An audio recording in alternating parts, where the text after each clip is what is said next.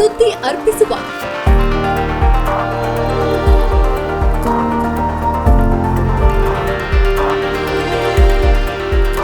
ವಾರಿಕ ಕೃಷಿ ಲೋಕ. ಈ ಕಾರ್ಯಕ್ರಮದ ಪ್ರಾಯೋಜಕರು ಸಾಮ್ರಾಟ್ ಪಿವಿಸಿ ಪೈಪ್ಗಳು, ಅನ್ನಡ್ಕ, ಕುಂತೂರು, ಗ್ರಾಮಜನ್ಯ ರೈತ ಉತ್ಪಾದಕ company limited, Bharat agro services and supplies Sullia, eco fresh enterprises Belthangady, ತೆಂಗು ರೈತ ಉತ್ಪಾದಕರ ಕಂಪನಿ ನಿಯಮಿತ, ಎಲ್ತಿಮಾರ್ ಟ್ರೇಡರ್ಸ್ ಮತ್ತು industries Kallare Puttur, Salmara Ayurveda Panchala Puttur, Nisarga garden nursery Ishwara ಮಂಗಲ ಮತ್ತು ಪುತ್ತೂರು. ನಮಸ್ಕಾರ. ಉಜ್ಜೀವನ ಹಿರಿಯ ನಾಗರಿಕರ ಬಡಾವಣೆ ಕೆಮ್ಮಾರ ಉಪ್ಪಿನಂಗಡಿ ಪುತ್ತೂರು. ಬಡಾವಣೆಯ ಮುಖ್ಯದ್ವಾರದಲ್ಲಿ ಭದ್ರತಾ ಸಿಬ್ಬಂದಿಯೊಂದಿಗೆ ಎಂಟ್ರೆನ್ಸ್ ಗೇಟ್, ದ್ವಾರಕ ವಾಣಿಜ್ಯ ಕಟ್ಟಡ, ಪಾರ್ಕಿಂಗ್ ವ್ಯವಸ್ಥೆ, ಅಚ್ಚುಕಟ್ಟಾದ ಮನೆಗಳು, ಬೀದಿ ದೀಪಗಳು, ವಾಕಿಂಗ್ ಟ್ರ್ಯಾಕ್ಗಳು, ಆಟದ ಮೈದಾನಗಳು, ಉದ್ಯಾನವನ, ಧ್ಯಾನ ಮಂದಿರ, ರಸ್ತೆಗಳು, ಗೋಶಾಲೆ, ದ್ವಾರಕಾ ರೆಸಿಡೆನ್ಸಿ ಹೀಗೆ ಒಂದೇ ಸೂರಿನಡಿಯಲ್ಲಿ ಸಂಪೂರ್ಣ ಸೌಲಭ್ಯದೊಂದಿಗೆ ಬಡಾವಣೆ ನಿರ್ಮಾಣಗೊಳ್ಳುತ್ತಿದೆ. ಹೆಚ್ಚಿನ ವಿವರಕ್ಕಾಗಿ ಸಂಪರ್ಕಿಸಿ Dwaraka corporation private limited Puttur. ಧನ್ಯವಾದಗಳು.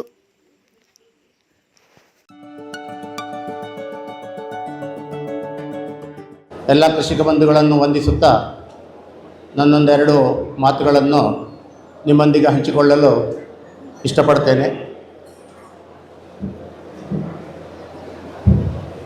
ಇವತ್ತು ನನಗೆ ಮುಖ್ಯವಾಗಿ ಮಾತಾಡಲಿಕ್ಕೆ ಕೊಟ್ಟಂತಹ ವಿಷಯ ಅಡಿಕೆ ಬೆಳೆಯುವ ವಿಧಾನ ಮತ್ತು ಪೋಷಕಾಂಶಗಳ ಸಮಗ್ರ ಮಾಹಿತಿ. ಅಡಿಕೆ ಬೆಳೆಯುವಂತಹ ವಿಧಾನ ಅದು ಇಲ್ಲಿ ನೂರಾರು ವರ್ಷಗಳಿಂದ ನಾವು ಬೆಳೀತಾ ಬಂದಿದ್ದೇವೆ. ಹಾಗಾದ ಕಾರಣ ಅದರ ಬಗ್ಗೆ ಹೆಚ್ಚಿಗೆ ಹೇಳಬೇಕಾದಂಥ ಅಗತ್ಯ ಇಲ್ಲ. ಹೊಸ ಹೊಸ ಇನ್ಫ್ರಾಸ್ಟ್ರಕ್ಚರ್ ಬಂದಿದೆ. ಅದರಿಂದಾಗಿ ಮೊದಲಿನಾಗೆ ಮ್ಯಾನ್ಯುವಲಿ ಹೊಂಡ ತೆಗೆಯುವಂತಹ ಅವಶ್ಯಕತೆ ಬರುವುದಿಲ್ಲ. ಅರ್ಥಾಗರ್ ಇದೆ, ಅಥವಾ ನಾವು ಅರ್ಥವರ್ಕಿಗೆ JCBಯಿಂದ ಟೆರೇಸ್ ಮಾಡಿ ಅದರೊಟ್ಟಿಗೆ ಇರಿಗೇಷನ್ಗೆ ಬೇಕಾದಂಥ ಎಲ್ಲ ವ್ಯವಸ್ಥೆಗಳನ್ನು ಮಾಡಿಕೊಳ್ತಾ ಬರ್ತಿದ್ದೇವೆ. ಜೊತೆಗೆ ಗಿಡಗಳನ್ನು ನಾಟಿ ಮಾಡಿ ತೋಟಗಳನ್ನು ಎಬ್ಬಿಸ್ತಾ ಇದ್ದೇವೆ. ಈ ಎಲ್ಲ ಕೆಲಸಗಳ ಜೊತೆಗೆ ಅತಿ ಮುಖ್ಯವಾದಂತಹ ಒಂದು ಕೆಲಸ ಆಗಬೇಕಾದದ್ದು ಅದು ಮಿಸ್ ಆಗಿದೆ. Something is missing. ಮಣ್ಣಿನ ಪರೀಕ್ಷೆ. ಮಣ್ಣಿನಲ್ಲಿ ಹಲವಾರು ವಿಧದ ಪರೀಕ್ಷೆಗಳನ್ನು ನಡೆಸಲಿಕ್ಕಾಗ್ತದೆ. ಅಂತೂ ಇನಿಷಿಯಲ್ ಸ್ಟೇಜಲ್ಲಿ ಬಿಫೋರ್ ಪ್ಲ್ಯಾಂಟಿಂಗ್ ಮಣ್ಣಿನ pH ಹೇಗಿದೆ, ಆರ್ಗ್ಯಾನಿಕ್ ಕಾರ್ಬನ್ ಎಷ್ಟಿದೆ, ಇಲೆಕ್ಟ್ರಿಕಲ್ ಕಂಡಕ್ಟಿವಿಟಿ ಏನಿದೆ, NPK ಎಷ್ಟಿದೆ, ಸೆಕೆಂಡರಿ ನ್ಯೂಟ್ರಿಯೆಂಟ್ಸ್ ಎಷ್ಟಿದೆ, ಮೈಕ್ರೋ ನ್ಯೂಟ್ರಿಯೆಂಟ್ಸ್ ಎಷ್ಟಿದೆ, ಇದರದ್ದೊಂದು ಸಮಗ್ರವಾದಂಥ ಒಂದು ಮಾಹಿತಿ, ಒಂದು ಬಯೋಡಾಟಾ ನಮಗೆ ಬೇಕು. ಇಲ್ಲದಿದ್ದರೆ ನಾವು ಬ್ಲೈಂಡಾಗಿ ಯಾವುದೋ ಒಂದು ಸಾವಯವ ಗೊಬ್ಬರ ಹಾಕ್ತೇವೆ, ಅದರ ಜೊತೆಗೆ NPK ಹಾಕ್ತೇವೆ. ಬೇರುಗಳು ಒಡೆಯುವ ಮೊದಲೇ ಆ NPKಯಲ್ಲಿದ್ದಂತಹ ನೈಟ್ರೋಜನ್ನ ಇವಾಪರೇಟ್ ಆಗಿ ಹೋಗಿರ್ತದೆ ಅಥವಾ ಲೀಚಿಂಗ್ ಆಗಿ ಹೋಗಿರ್ತದೆ. ನಾಟಿ ಮಾಡಿದಂಥ ಗಿಡ ಅದರಿಂದ ಹೊಸ ಬೇರುಗಳು ಮೂಡಿ ಬಂದು ಆಮೇಲೆ ಅದು ಆಹಾರವನ್ನು ಮಣ್ಣಿನಿಂದ ಹೀರುವ ಮೊದಲೇ ಆ ನೈಟ್ರೋಜನ್ನು ಇವಾಪರೇಟ್ ಆದರೆ what is the use of that nitrogen? ಅದೊಂದು ನ್ಯಾಷನಲ್ ವೇಸ್ಟ್. ಹಾಗಂತ ಬೇಕೇ ಬೇಕು. ನೈಟ್ರೋಜನ್ ಇಲ್ಲದೆ ಸಸ್ಯಕ್ಕೆ ಬದುಕಲಿಕ್ಕೆ ಸಾಧ್ಯ ಇಲ್ಲ. ಇದೆಲ್ಲವನ್ನು ಮಾಡಬೇಕಾದ್ರೆ ಮೊದಲಾಗಿ ಹೊಸತಾಗಿ ತೋಟ ಮಾಡುವವರು, ನಾಟಿ ಮಾಡುವ ಕ್ರಮ ಹೇಗಿದೆ ಗೊತ್ತಿದೆ. 30 ಡಿಗ್ರಿ ಅಂದರೆ 210 ಡಿಗ್ರಿಗೆ ಬರ್ತದೆ. ಆವಾಗ ಅಲ್ಲಿ ತೆಂಕಣ ಬಿಸಿಲಿನ ಪೆಟ್ಟು ಕಡಿಮೆ ಆಗ್ತದೆ. ಇದೆಲ್ಲ ಗೊತ್ತಿರುವಂಥದ್ದು.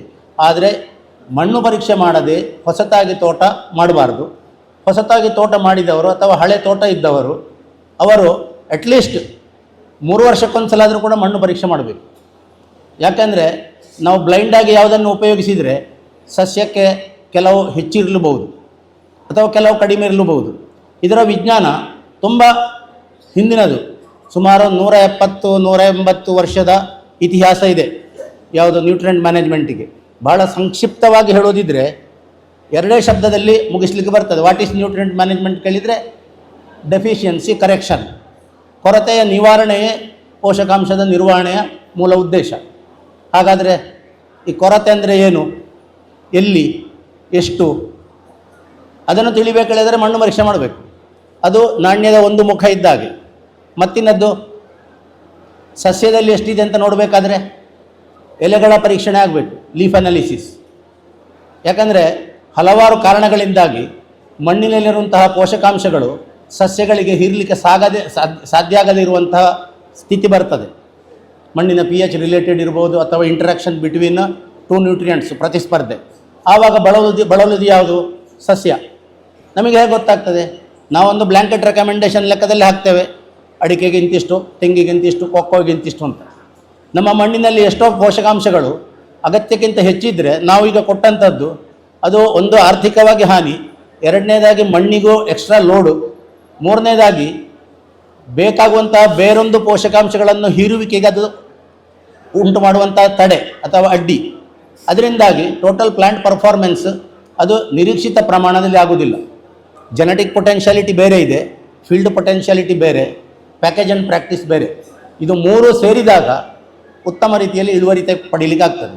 ಈ ಬಗ್ಗೆ ನನಗೆ ನಾಲೆಜ್ ಇಲ್ಲ, ನಾನೊಬ್ಬ ಕಾಮರ್ಸ್ ಗ್ರ್ಯಾಜುಯೇಟ್, ಆದರೆ ನನ್ನ ಡೆಸ್ಟಿನಿ ಕೃಷಿ ಕ್ಷೇತ್ರದಲ್ಲೇ ತಂದದ್ದು. ಫರ್ಟಿಲೈಸರ್, ನ್ಯೂಟ್ರಿಯೆಂಟ್ ಮ್ಯಾನೇಜ್ಮೆಂಟ್ ಅದು ನನ್ನ ಸಬ್ಜೆಕ್ಟಾಗಿ ಸಿಕ್ಕಿತ್ತು. ಒಂದು 38-39 ವರ್ಷದ ಈ ನನ್ನ ಪ್ರೊಫೆಷನಲ್ ಲೈಫಲ್ಲಿ ಲಕ್ಷಾಂತರ ತೋಟಗಳನ್ನು, ಗದ್ದೆಗಳನ್ನು, ಅದು ಉತ್ತರ ಭಾರತದಲ್ಲಿ ಒಂದು ಸುಮಾರು 35-38 ಬೆಳೆಗಳ ಎಲ್ಲ ಬೆಳೆಗಳ ಪೋಷಕಾಂಶಗಳ ನಿರ್ವಹಣೆ, ಸಮಗ್ರ ನಿರ್ವಹಣೆ, ಇದರಲ್ಲಿ ಕೆಲಸ ಮಾಡ್ತಾ ನಾನು ಪಡ್ಕೊಂಡಂತಹ ಅನುಭವ ಹಾಗೂ ಉತ್ತಮ ಕೃಷಿಕರಿಂದ ಹಾಗೂ ವಿಜ್ಞಾನಿಗಳಿಂದ ಪಡ್ಕೊಂಡಂತಹ ಜ್ಞಾನ, ಅದನ್ನು ಸಂಯೋಜಿಸಿ ಹೇಳ್ತಾ ಇರುವಂಥದ್ದು. ಇವತ್ತಿನ ಈ ಸಂದರ್ಭದಲ್ಲಿ ಸುಮಾರು 150 ವರ್ಷದ ಹಿಂದಿನಿಂದ ನ್ಯೂಟ್ರಿಯೆಂಟ್ ಮ್ಯಾನೇಜ್ಮೆಂಟಿನ ಬಗ್ಗೆ ವಿಜ್ಞಾನಿಗಳು ಕಂಡುಕೊಂಡಂಥದ್ದನ್ನು ನಾನು ಸ್ಮರಿಸಬೇಕಾಗ್ತದೆ. ಹಾಗಾಗಿ ಒಂದು ಸಣ್ಣ ಸ್ಲೈಡ್ ಶೋನಲ್ಲಿ ಆದಷ್ಟು ಬೇಗ ಮುಗಿಸ್ಲಿಕ್ಕೆ ಟ್ರೈ ಮಾಡ್ತೇನೆ. ಕೃಷಿ, ಗೃಹ, ಕೈಗಾರಿಕೆ ಮತ್ತು ನೀರಾವರಿ ಬಳಕೆಗೆ ದೃಢ ಮತ್ತು ಬಲಿಷ್ಠ ಪಿವಿಸಿ ಪೈಪ್ಗಳು. ಪಿವಿಸಿ ಪೈಪ್ಗಳ ಸರಣಿಯಲ್ಲಿ ಅಂದು ಇಂದು ವಿಜಯ ಸಾಮ್ರಾಟ್. ಸಾಮ್ರಾಟ್ ಪಿವಿಸಿ ಪೈಪ್ಗಳು, Anidka, Kunturu, Perave post, Kadapa taluk. Mobile number 7022162182, 9845906467. ನೋಡಿ, scientific research on plant nutrition, nutrient management means deficiency correction. Simple ಆಗಿ ಹೇಳೋದಿದ್ರೆ ಅದನ್ನು ನಮಗೆ ಗೊತ್ತಾಗಬೇಕಲ್ಲಿ ಆದರೆ ಡಿಟೆಕ್ಷನ್ ಬಿಫೋರ್ ಪ್ರಿಸ್ಕ್ರಿಪ್ಷನ್. ಈಗ ನಾವೊಬ್ಬರು ಪೇಷಂಟ್ ಡಾಕ್ಟ್ರಲ್ಲಿಗೆ ಹೋಗ್ತೇವೆ, ಕೇಳ್ತಾರೆ ಏನಾಗ್ತಾ ಇದೆ ಅಂತ, ನಾವು ನಮ್ಮ ಪ್ರಾಬ್ಲಮ್ ಹೇಳ್ತೇವೆ, ಕೊನೆಗೆ ಅವರೊಂದು ಮೆಡಿಸಿನ್ ಕೊಡ್ತಾರೆ. ಮತ್ತು ನಿಖರವಾಗಿ ತಿಳಿಬೇಕಲ್ಲಿ ಆದರೆ ಅವ್ರು ಹೇಳ್ತಾರೆ ನೀವು ಅನಾಲಿಟಿಕಲ್ ಲ್ಯಾಬಿಗೆ ಹೋಗಿ ಬ್ಲಡ್ ಟೆಸ್ಟ್ ಮಾಡಿಸಿ ಅಥವಾ ಯೂರಿನ್ ಟೆಸ್ಟ್ ಮಾಡಿಸಿ ಅಂತ. ಎಕ್ಸಾಕ್ಟ್ ರೀಸನ್ ಗೊತ್ತಾಗ್ತದೆ, ಕಾಸು ಗೊತ್ತಾಗ್ತದೆ, ಅದರ ಆಧಾರದ ಮೇಲೆ ಪ್ರಿಸ್ಕ್ರಿಪ್ಷನ್ ಕೊಡ್ತಾರೆ. ಪ್ರಿಸ್ಕ್ರಿಪ್ಷನ್ ಕೊಡುವಂಥದ್ದು ಮತ್ತೆ ಡಿಟೆಕ್ಷನ್ ಮೊದಲಾಗಬೇಕು. ಅದಕ್ಕೆ periodical soil analysis and leaf analysis that gives us clear picture of nutritional status of our soil. ನಮ್ಮ ಮಣ್ಣಿನಲ್ಲಿ ಯಾವುದಿದೆ, ಎಷ್ಟಿದೆ, ನಾವು ಬೆಳೆಯುವಂಥ ಬೆಳೆಗಳಿಗೆ ಅದು ಸಾಕಾ, ಬೇಕಾ ಅಥವಾ ಮಧ್ಯಮವ, ಇದೆಲ್ಲವೂ ನಮಗೆ ಇದರಲ್ಲಿ ಗೊತ್ತಾಗ್ತದೆ. ಇದನ್ನು ಸ್ಟಾರ್ಟ್ ಮಾಡಿದವರು ಯಾರು? ಈ ಸಿಸ್ಟಮನ್ನು ಡೆವಲಪ್ ಮಾಡಿದವರು ಜಸ್ಟಸ್ ವಾನ್ ಲೀಬಿಗ್. ಅವರದ್ದು ಒಂದು ಲಾ ಆಫ್ ದಿ ಮಿನಿಮಮ್ ಅನ್ನುವಂಥ ಒಂದು ಥಿಯರಿಯನ್ನು ಅವರು ಮಂಡಿಸಿದರು. ಅದರಲ್ಲಿ ಎಂತ ಹೇಳಿದ್ದಾರೆ ಅಂದರೆ ಬಹಳ ಸಿಂಪಲ್ ಹೇಳಿದ್ದಾರೆ. Yield potential is limited if even one growth factor is missing. ನಮ್ಮ ಮಣ್ಣಿನಲ್ಲಿ ಎಷ್ಟು ನ್ಯೂಟ್ರಿಯೆಂಟ್ ಇದೆ ಅದು ಮುಖ್ಯ ಅಲ್ಲ, ಯಾವ ನ್ಯೂಟ್ರಿಯೆಂಟ್ ಅತಿ ಕಡಿಮೆ ಅದು ಆ ಬೆಳೆಯ ಬೆಳವಣಿಗೆಗೆ, ಇಳುವರಿಗೆ ಬಾಧಕವಾಗಿ ಬಾಧಿಸ್ತದೆ ಅಂತ. ಸಪೋಸ್ ನಮ್ಮ ಮಣ್ಣಿನಲ್ಲಿ ಇಲ್ಲಿ ಕ್ಯಾಲ್ಸಿಯಮಿನ ಕೊರತೆ ಇದೆ ಅಥವಾ ಪೊಟ್ಯಾಷಿಯಂನ ಕೊರತೆ ಇದೆ, ಮತ್ತೆಲ್ಲವೂ ಸಾಕಷ್ಟು ಪ್ರಮಾಣದಲ್ಲಿ ಇದೆ. ಆ ಕೊರತೆಯಾದಂತಹ ಪೋಷಕಾಂಶದ ಕಾರಣದಿಂದಾಗಿ ಸಸ್ಯದ ಬೆಳವಣಿಗೆ ಹಾಗೂ ಇಳುವರಿ, ಅದರ ಗುಣಮಟ್ಟದಲ್ಲಿ ಹಿನ್ನಡೆಯಾಗ್ತದೆ. ಇದು ಸುಮಾರು 170 ವರ್ಷ ಹಿಂದೆ ಜಸ್ಟಸ್ ವಾನ್ ಲೀಬಿಗ್ ಅವರು ಪ್ರಸ್ತುತಿಪಡಿಸಿದಂಥ ಒಂದು ground breaking achievement in agriculture, ಅದರಲ್ಲೂ ಪ್ಲಾಂಟ್ ನ್ಯೂಟ್ರಿಷನ್ನಲ್ಲಿ. ಹಾಗಾಗಿ ಅವರನ್ನು ಫಾದರ್ ಆಫ್ ಫರ್ಟಿಲೈಸರ್ ಇಂಡಸ್ಟ್ರಿ ಅಂತ ಗೌರವಿಸಿದೆ ಇಡೀ ಪ್ರಪಂಚ. ನಾವು ಕೂಡ, ನಾನೊಬ್ಬ ಸ್ಮಾಲ್ ಫ್ರ್ಯಾಗ್ಮೆಂಟ್ ಫರ್ಟಿಲೈಸರ್ ಇಂಡಸ್ಟ್ರಿಯ, ಹಾಗಾಗಿ ನಮಗೆ ಅವರ ಅಜ್ಜ ಫರ್ಟಿಲೈಸರ್ ಇಂಡಸ್ಟ್ರಿಯವರಿಗೆ ಅವರು ತೋರಿಸಿಕೊಟ್ಟಂಥ ಆ ಸತ್ಯ, ಅದು ನಮಗೆ ಅಜ್ಜನ ಸತ್ಯ. ಅದು ಇನ್ನು ಮುಂದಿನ ಬರುವಂಥ ಪೀಳಿಗೆಗಳು ಕೂಡ ಅದನ್ನು ಒಪ್ತಾರೆ. ಅದನ್ನು ನೋಡಿದರೆ ಅದು ಬರೀ ಸಸ್ಯಕ್ಕೆ ಮಾತ್ರ ಅಲ್ಲ, ಮನುಷ್ಯನಿಗಾಗಲಿ ಯಾವುದೇ ಜೀವಿಗೆ, ಸೂಕ್ಷ್ಮ ಜೀವಿಗೆ ಎಲ್ಲದಕ್ಕೂ ಇದು ಅನ್ವಯಿಸ್ತದೆ. ಲಾ ಆಫ್ ದಿ ಮಿನಿಮಮ್. ಒಬ್ಬ ಸ್ಟೂಡೆಂಟಿಗೆ ಟೋಟಲಿ 600 ಮಾರ್ಕ್ಸ್ನಲ್ಲಿ 598 ಬಂದಿದೆ, ಆದರೆ ಒಂದು ಸಬ್ಜೆಕ್ಟ್ನಲ್ಲಿ 2 ಮಾರ್ಕ್ ಕಡಿಮೆ ಬಂದಿದೆ. ಸೊ ಹಿ ಈಸ್ ಫೇಲ್, ಡಿಸ್ಟಿಂಕ್ಷನ್ನಲ್ಲಿ ಫೇಲ್ ಆದಂತ. ಯಾಕಂದರೆ ಲಾ ಆಫ್ ದಿ ಮಿನಿಮಮ್. ಒಂದು ಎಕ್ಸಾಮ್ನಲ್ಲಿ ಪಾಸ್ ಆಗಬೇಕಾದ್ರೂ 35% ಮಾರ್ಕ್ಸ್ ಈಚ್ ಸಬ್ಜೆಕ್ಟ್ನಲ್ಲಿ ಬರಬೇಕಾಳಿದ್ರೆ that is the law of the minimum. ಒಂದರಲ್ಲಿ 99 ಬಂದಿದೆ, ಒಂದರಲ್ಲಿ 98 ಬಂದಿದೆ, ಒಂದರಲ್ಲಿ 33 ಬಂದಿದೆ ಅಂದರೆ ಅವ ಫೇಲ್. ಅದೇ ರೀತಿಯಲ್ಲಿ ನಮ್ಮ ಅಗ್ರಿಕಲ್ಚರ್ನಲ್ಲಿ ಕೂಡ ಅದನ್ನು ಅವರು ಒಂದು ಸಣ್ಣ ಒಂದು ಡಯಾಗ್ರಾಮ್ ಮಾಡಿ ತೋರಿಸಿದ್ದಾರೆ ನೋಡಿ. ಒಂದರ್ಥಕ್ಕೆ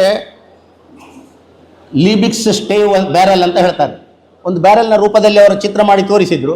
ಅದರಲ್ಲಿ ಪೋಷಕಾಂಶದ ಬದಲಿಗೆ ನೀರು ತುಂಬಿಸಿದ್ದಾರೆ. ಯಾವುದು ಅತಿ ಕಡಿಮೆ ಹೈಟಿನ ಸ್ಟೇವ್ ಅಲ್ಲಿಂದ ನೀರು ಸ್ಪಿಲ್ಲಿಂಗ್ ಆಗಿದೆ. ಅಂದರೆ ಯಾವುದು ಕೊರತೆ ಇದೆಯೋ ಅದುವೇ ಸಸ್ಯದ ಬೆಳವಣಿಗೆಗೆ, ಇಳುವರಿಯ ಕುಂಠಿತಕ್ಕೆ ಕಾರಣ.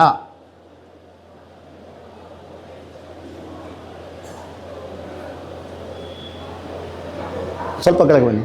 ಅದಾದಮೇಲೆ ಸಮಯ ಮುಂದುವರಿಯಿತು. ಡಾಕ್ಟರ್ ರೌಲಿನ್ ಅನ್ನುವಂಥ ಒಬ್ಬರು ವಿಜ್ಞಾನಿ ಸೂಕ್ಷ್ಮ ಜೀವಿಗಳ ಶರೀರದಲ್ಲಿ ಜಿಂಕಿನ ಕೊರತೆಯಿಂದಾಗಿ ಅದರ ಬೆಳವಣಿಗೆಯಲ್ಲಿ ಕುಂಠಿತ ಆಗ್ತದೆ ಅಂತ ತೋರಿಸಿಕೊಟ್ರು. ಅವರು ಲೂಯಿಸ್ ಪ್ಯಾಶ್ಚರ್ ಅವರ ಸ್ಟೂಡೆಂಟ್. ಎಸ್ಪರ್ಜಿಲಸ್ ನೀಜರ್ ಅನ್ನುವಂಥ ಒಂದು ಸೂಕ್ಷ್ಮಜೀವಿ.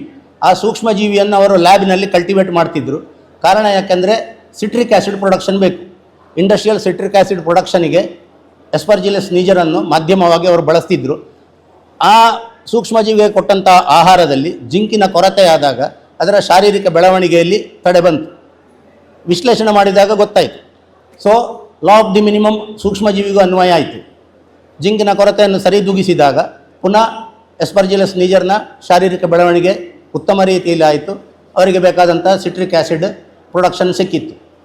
ಮತ್ತು ಅಲ್ಲಿಂದ ಮತ್ತೆ ಮುಂದೆ ಹೋದಾಗ ಸೋರೆನ್ಸ್ ಎನ್ನುವ ಒಬ್ಬರು ವಿಜ್ಞಾನಿ pH ಕಾನ್ಸೆಪ್ಟನ್ನು ಫಸ್ಟಿಗೆ ಡೆವಲಪ್ ಮಾಡಿದರು. ಅದು ಬ್ರಿವರೀಸ್ ಇಂಡಸ್ಟ್ರಿಗೆ ರಿಲೇಟೆಡ್ ಆಗಿ ಅವರು ಮಾಡಿದ್ದು.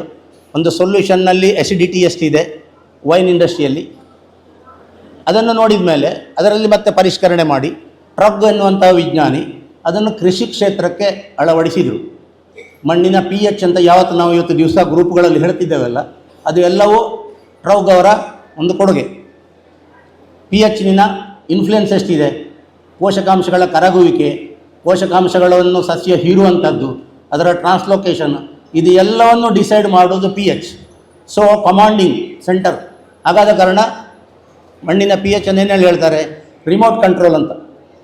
Soil pH is remote control of agriculture regarding nutrient solubility, absorption and translocation.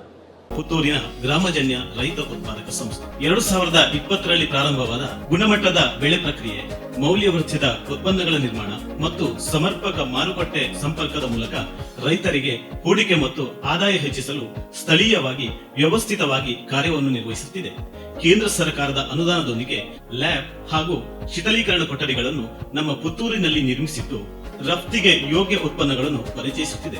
ಬಿದಿರು ಕೃಷಿ ಗ್ರಾಮಜನ್ಯದ ಯೋಜನೆಯ ಭಾಗವಾಗಿದೆ. ಗ್ರಾಮಜನ್ಯದ ಅಭಿವೃದ್ಧಿಯ ಬೆಳಕನ್ನು ಪಸರಿಸುವ ಆಮೇಲೆ ವಿಜ್ಞಾನ ಮುಂದುವರಿತಾ ಹೋದ್ಮೇಲೆ ಪ್ರೈವಾಟ್ ಆ್ಯಂಡ್ ವಾಲೆಗ್ನರ್ ಇಬ್ಬರು ಅಮೆರಿಕನ್ ಸೈಂಟಿಸ್ಟ್ ಅವರು ಎಲೆಗಳ ವಿಶ್ಲೇಷಣೆಗೆ ಹೊರಟರು.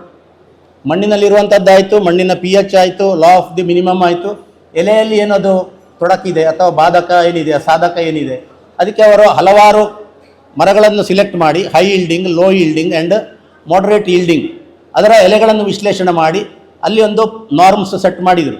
ಲೀಫ್ನಲ್ಲಿ ನೈಟ್ರೋಜನ್ ಕಂಟೆಂಟ್ ಇಷ್ಟಿದ್ದರೆ ದಟ್ ಈಸ್ ಆಪ್ಟಿಮಮ್, ಫಾಸ್ಫರಸ್ ಇಷ್ಟಿರಬೇಕು, ಪೊಟ್ಯಾಷಿಯಮ್ ಇಷ್ಟಿರಬೇಕು. ಸೊ ಅದು ಅಲ್ಲಿಂದ ಮತ್ತೊಂದು ಮಜಲು ಮುಂದೆ ಹೋಯಿತು ಪೋಷಕಾಂಶಗಳ ಕುರಿತಾದಂಥದ್ದು. ಇದರಲ್ಲಿ ನಮ್ಮ ದೇಶದ ಅತಿ ಶ್ರೇಷ್ಠ ವಿಜ್ಞಾನಿ ಡಾಕ್ಟರ್ YL ನೇನೆ ಅವರು ಪಂತನಗರ ಯೂನಿವರ್ಸಿಟಿಯಲ್ಲಿ ಪೆಥಾಲಜಿಸ್ಟ್ ಆಗಿದ್ದರು. ಅಲ್ಲಿ ಬರುವಂಥ ಒಂದು ದೊಡ್ಡ ಸಮಸ್ಯೆ ಇತ್ತು, ಅದು pH ರಿಲೇಟೆಡ್. ಮಣ್ಣಿನ pH ಜಾಸ್ತಿ ಆಯಿತು, 7.5ಗಿಂತ ಮೇಲೆ ಹೋಯಿತು, ಕ್ಯಾಲ್ಕರಿಯಸ್ ಸಾಯಿಲ್.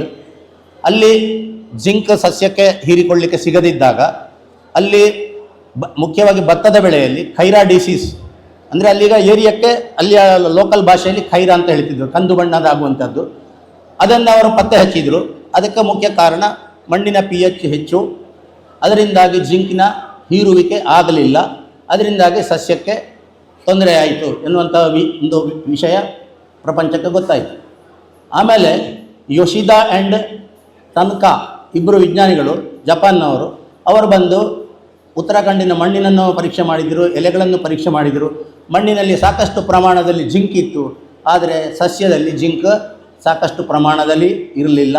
ಸೊ ಕೊರತೆ ಆಯಿತು. ಹಾಗಾದರೆ ರಿಲೇಷನ್ ಲಿಂಕ್ ಎಲ್ಲಿಂದ ಹೋಯಿತು? ಮಣ್ಣಿಗೂ ಸಸ್ಯಕ್ಕೂ ಇರುವಂತಹ ವ್ಯತ್ಯಾಸ ಅಲ್ಲಿ ಕೂಡ ಎಸ್ಟಾಬ್ಲಿಷ್ ಆಯಿತು. ಅದಾದಮೇಲೆ ಪೋಷಕಾಂಶಗಳ ನಿರ್ವಹಣೆಯಲ್ಲಿ ಮತ್ತೊಂದು ದೊಡ್ಡ ಗ್ರೌಂಡ್ ಬ್ರೇಕಿಂಗ್ ಅಚೀವ್ಮೆಂಟ್ ಮಾಡಿದ್ದು ನಮ್ಮ ದೇಶದ ಮತ್ತೊಬ್ಬರು ದೊಡ್ಡ ಕೃಷಿ ವಿಜ್ಞಾನಿಗಳು. ಅವರ IRRI ಫಿಲಿಪೀನ್ಸ್ನಲ್ಲಿ IR8 ವೆರೈಟಿಯನ್ನು ಡೆವಲಪ್ ಮಾಡಿದ ಟೀಮ್ನ ವಿಜ್ಞಾನಿಗಳಾಗಿದ್ದರು ಅಗ್ರಾನಮಿಯಲ್ಲಿ. ಅವರು ಬ್ಯಾಲೆನ್ಸ್ಡ್ ನ್ಯೂಟ್ರಿಯೆಂಟ್ ಮ್ಯಾನೇಜ್ಮೆಂಟ್ನಲ್ಲಿ ಕಂಟ್ರೋಲ್ ಪ್ಲಾಟಿಗಿಂತ 1 ಹೆಕ್ಟೇರ್ನಲ್ಲಿ 120 kg ನೈಟ್ರೋಜನ್ ಕೊಟ್ಟಾಗ ಕಂಟ್ರೋಲ್ ಪ್ಲಾಟ್ ಅಂದರೆ ನೈಟ್ರೋಜನ್ ಕೊಡದೇ ಇದ್ದಂತಹ ಪ್ಲಾಟಿಗಿಂತ ದುಪ್ಪಟ್ಟು ಈಲ್ಡ್ ತೆಗೆದು ತೋರಿಸಿದರು. 100% yield increase just by applying 120 kg nitrogen per hectare. ಇದು 1960-70 ಕಾಲದ ಅಚೀವ್ಮೆಂಟ್. ಆ ಸಂದರ್ಭದಲ್ಲಿ ಪ್ರಪಂಚದಲ್ಲಿ ಹೇಗಿತ್ತು ಅಂದರೆ ಶಿಪ್ ಟು ಮೌತ್, ಅದರಲ್ಲಿ especially Indian subcontinent, south east Asia, ಇಲ್ಲಿ ನೋಡಿದರೆ ನಾವು ಶಿಪ್ ಟು ಮೌತ್ ಕಂಡೀಷನ್ನಲ್ಲಿ ಇದ್ದದ್ದಾಗಿತ್ತು. ಆಮೇಲೆ ಕ್ರಮೇಣವಾಗಿ ವೈಜ್ಞಾನಿಕ ಚಿಂತನೆಗಳನ್ನು, ವೈಜ್ಞಾನಿಕ ಕೃಷಿ ಪದ್ಧತಿಯನ್ನು ಅಳವಡಿಸಿಕೊಂಡು ಹೋದಾಗೆ ಇಳುವರಿ ಜಾಸ್ತಿ ಆಯಿತು. ಆಹಾರ ಧಾನ್ಯದ ಬಗ್ಗೆ ನಾವು ಸೆಲ್ಫ್ ರಿಲಯಂಟ್, ಸ್ವಾವಲಂಬಿ ಆದ್ವಿ. ಆಮೇಲೆ ಬಫರ್ ಸ್ಟಾಕ್ ಕ್ರಿಯೇಟ್ ಆಯಿತು. ಆಮೇಲೆ ನಾವು ಅದರ ಎಕ್ಸ್ಪೋರ್ಟರ್ ಆದ್ವಿ. ಇವಾಗ ವಿ ಆರ್ ಗ್ರೇನ್ ಡೋನರ್. ಇದು ಸಾಧ್ಯ ಆದದ್ದು ಹೇಗೆ? ಕೃಷಿಕರ ಉತ್ಸಾಹ, ಅವರ ಇನ್ವಾಲ್ವ್ಮೆಂಟ್, ಎಕ್ಸ್ಟೆನ್ಷನ್ ವರ್ಕ್, ವಿಜ್ಞಾನಿಗಳ ಸಂಶೋಧನೆ, ಇದು 3 ಕೂಡ ಮೇಳೈಸಿದಾಗ, ಒಟ್ಟು ಕೂಡಿದಾಗ ಇಂಥ ಒಂದು ಅಚೀವ್ಮೆಂಟ್ ಆಯಿತು. In a span of 6 to 7 decades ನಾವು ಶಿಪ್ ಟು ಮೌತ್ನಿಂದ grain donor thousands of ton wheat, rice ನಾವು ಅಗತ್ಯ ಇದ್ದಂಥ ದೇಶಗಳಿಗೆ ನಾವು ಕೊಡ್ತಿದ್ದೇವೆ ಮಾನವೀಯತೆಯ ದೃಷ್ಟಿಯಿಂದ. ಈ ಅಚೀವ್ಮೆಂಟ್ ಬಿಕಾಸ್ ಆಫ್ ಸೈನ್ಸ್. ಇದೇ ಇದ್ದಾಗ ಸಾರ್ವಾಕ್ ಏರಿಯಾದಲ್ಲಿ ಡೇ ವಾರ್ಡನ್ ಅಂತ ಒಬ್ಬರು ವಿಜ್ಞಾನಿ ಬ್ಲ್ಯಾಕ್ ಪೆಪ್ಪರ್ನಲ್ಲಿ ಲೀಫ್ ಅನಾಲಿಸಿಸ್ಗೆ ತೊಡಗಿದ್ರು. ಪ್ರೊಡಕ್ಷನ್ನಲ್ಲಿ ಬಾಧಕ ಆಗುವಂಥದ್ದನ್ನು ನಿವಾರಿಸಿ ಉತ್ಪಾದನೆಯನ್ನು ಹೆಚ್ಚುಗೊಳಿಸಲಿಕ್ಕೆ ಏನು ಮಾಡಬೇಕು ಈ ಸಂಶ್ಲೇಷಣೆಯಲ್ಲಿ ಅವರು ಇದು ಮಾಡಿದಾಗ ಅಲ್ಲಿ ಕೂಡ ನಾರ್ಮ್ಸ್ ಸೆಟ್ ಆಯಿತು. ಎಷ್ಟು ನೈಟ್ರೋಜನ್ ಇದ್ದರೆ ಸಫಿಷಿಯೆಂಟು, ಎಷ್ಟಿದ್ರೆ ಎಕ್ಸೆಸ್, ಎಷ್ಟಿದ್ರೆ ಕೊರತೆ, ಅದಕ್ಕೆಲ್ಲದಕ್ಕೂ ಆಧಾರ ಇರುವಂಥದ್ದು ಯಾವುದು? High yielding, medium yielding and low yielding ಬಳ್ಳಿಗಳನ್ನು ತೆಗೆದು ಪರೀಕ್ಷಣೆ ಮಾಡಿ ಇದು ಮಾಡಿದ್ರು ಅವರು. ಅದೇ ಸಮಯದಲ್ಲಿ ನಮ್ಮ ದೇಶದಲ್ಲಿ ಅಂದರೆ ಇಲ್ಲೇ ಪಣಿಯೂರು ರಿಸರ್ಚ್ ಸ್ಟೇಷನ್ನಲ್ಲಿ doctor EV Nybe and PCS Nair ಅವರೊಂದು ವಿಭಿನ್ನವಾದಂಥ ಒಂದು ಎಕ್ಸ್ಪರಿಮೆಂಟ್ ಮಾಡಿದರು. ಪೋಷಕಾಂಶಗಳ ಕೊರತೆಯನ್ನು ಒಬ್ಬ ಕೃಷಿಕ ಯಾವ ರೀತಿಯಲ್ಲಿ ವಿಸಿಬಲಿ ಕಾಣಲಿಕ್ಕೆ ಸಾಧ್ಯ ಇದೆ ಅದನ್ನು ತಿಳಿಬೇಕಾದ್ರೆ ಏನು ಮಾಡಬೇಕು? ಪೋಷಕಾಂಶಗಳ ಕೊರತೆಯನ್ನು ನಾವು ಕೃತ್ರಿಮವಾಗಿ ಸೃಷ್ಟಿಸಬೇಕು. ಅದಕ್ಕೆ ಬೇಕಾಗಿ ಪಾಟ್ ಎಕ್ಸ್ಪರಿಮೆಂಟ್ ಮಾಡಿದರು. ಮಣ್ಣಿನ ಇದರಲ್ಲಿ ಪಾಟ್ನಲ್ಲಿ ಹೊಯ್ಗೆ ಹಾಕಿ ಅಲ್ಲಿ ಅವರು 5-6 ಎಲೆಗಳಿರುವಂತಹ ಕಾಳು ಮೆಣಸಿನ ಬಳ್ಳಿಯನ್ನು ನಾಟಿ ಮಾಡಿ ಅದನ್ನು ಒಬ್ಸರ್ವ್ ಮಾಡಿದರು. ಅದರಲ್ಲಿ ಡೆಫಿಷಿಯನ್ಸಿ ಸಿಂಪ್ಟಮ್ ಯಾವಾಗ ಬರ್ತದೆ? ಒಂದು ಚಟ್ಟಿಯಲ್ಲಿ ನೈಟ್ರೋಜನ್ ಕೊಡಲಿಲ್ಲ, ಮತ್ತೆಲ್ಲ ಕೊಟ್ಟರು. ಮತ್ತೊಂದಕ್ಕೆ ಫಾಸ್ಫರಸ್ ಕೊಡಲಿಲ್ಲ, ಮತ್ತೆಲ್ಲ ಕೊಟ್ಟರು. ಮೂರನೇದಕ್ಕೆ ಪೊಟ್ಯಾಶ್ ಕೊಡಲಿಲ್ಲ, ಮತ್ತೆಲ್ಲ ಕೊಟ್ಟರು. ಆವಾಗ ನೈಟ್ರೋಜನ್ ಕೊಡದಿದ್ದಂಥ ಬಳ್ಳಿಯ ಕೊರತೆಯ ಲಕ್ಷಣ ಗುರುತಿಸಲಿಕ್ಕೆ ಸುಲಭ ಆಯಿತು. ಪೊಟ್ಯಾಷಿನ ಕೊರತೆಯ ಲಕ್ಷಣ ಹೇಗೆ ಅಂತ ಗುರುತಿಸಲಿಕ್ಕೆ ಸುಲಭ ಆಯಿತು. ಅದೊಂದು ದೊಡ್ಡ ಕಾಂಟ್ರಿಬ್ಯೂಷನ್ ಆಯಿತು ಈಲ್ಡ್ ಇನ್ಕ್ರೀಸಿಂಗ್ ಮಾಡಲಿಕ್ಕೆ. Bharat agro services and supplies ಕೃಷಿ ಉಪಕರಣ, ನೀರಾವರಿ ಸಲಕರಣೆಗಳು, ಸ್ಪ್ರಿಂಕ್ಲರ್ಸ್, ಪಂಪ್ ಸೆಟ್ಸ್, ಪ್ಲಂಬಿಂಗ್ ಮತ್ತು ಸ್ಯಾನಿಟರಿ ಐಟಂಗಳು. ರಾಮಚಂದ್ರ ಪಿ ಮಾಲಕರು ಮತ್ತು ಸಿಬ್ಬಂದಿ ವರ್ಗ, ಆಗ್ರೋ ಹೌಸ್, ರಥಬೀದಿ, ಶ್ರೀ ಚೆನ್ನಕೇಶವ ದೇವಸ್ಥಾನದ ಬಳಿ, ಸುಳ್ಯ. ಸಂಪರ್ಕ ಸಂಖ್ಯೆ 9741538499 9483923429.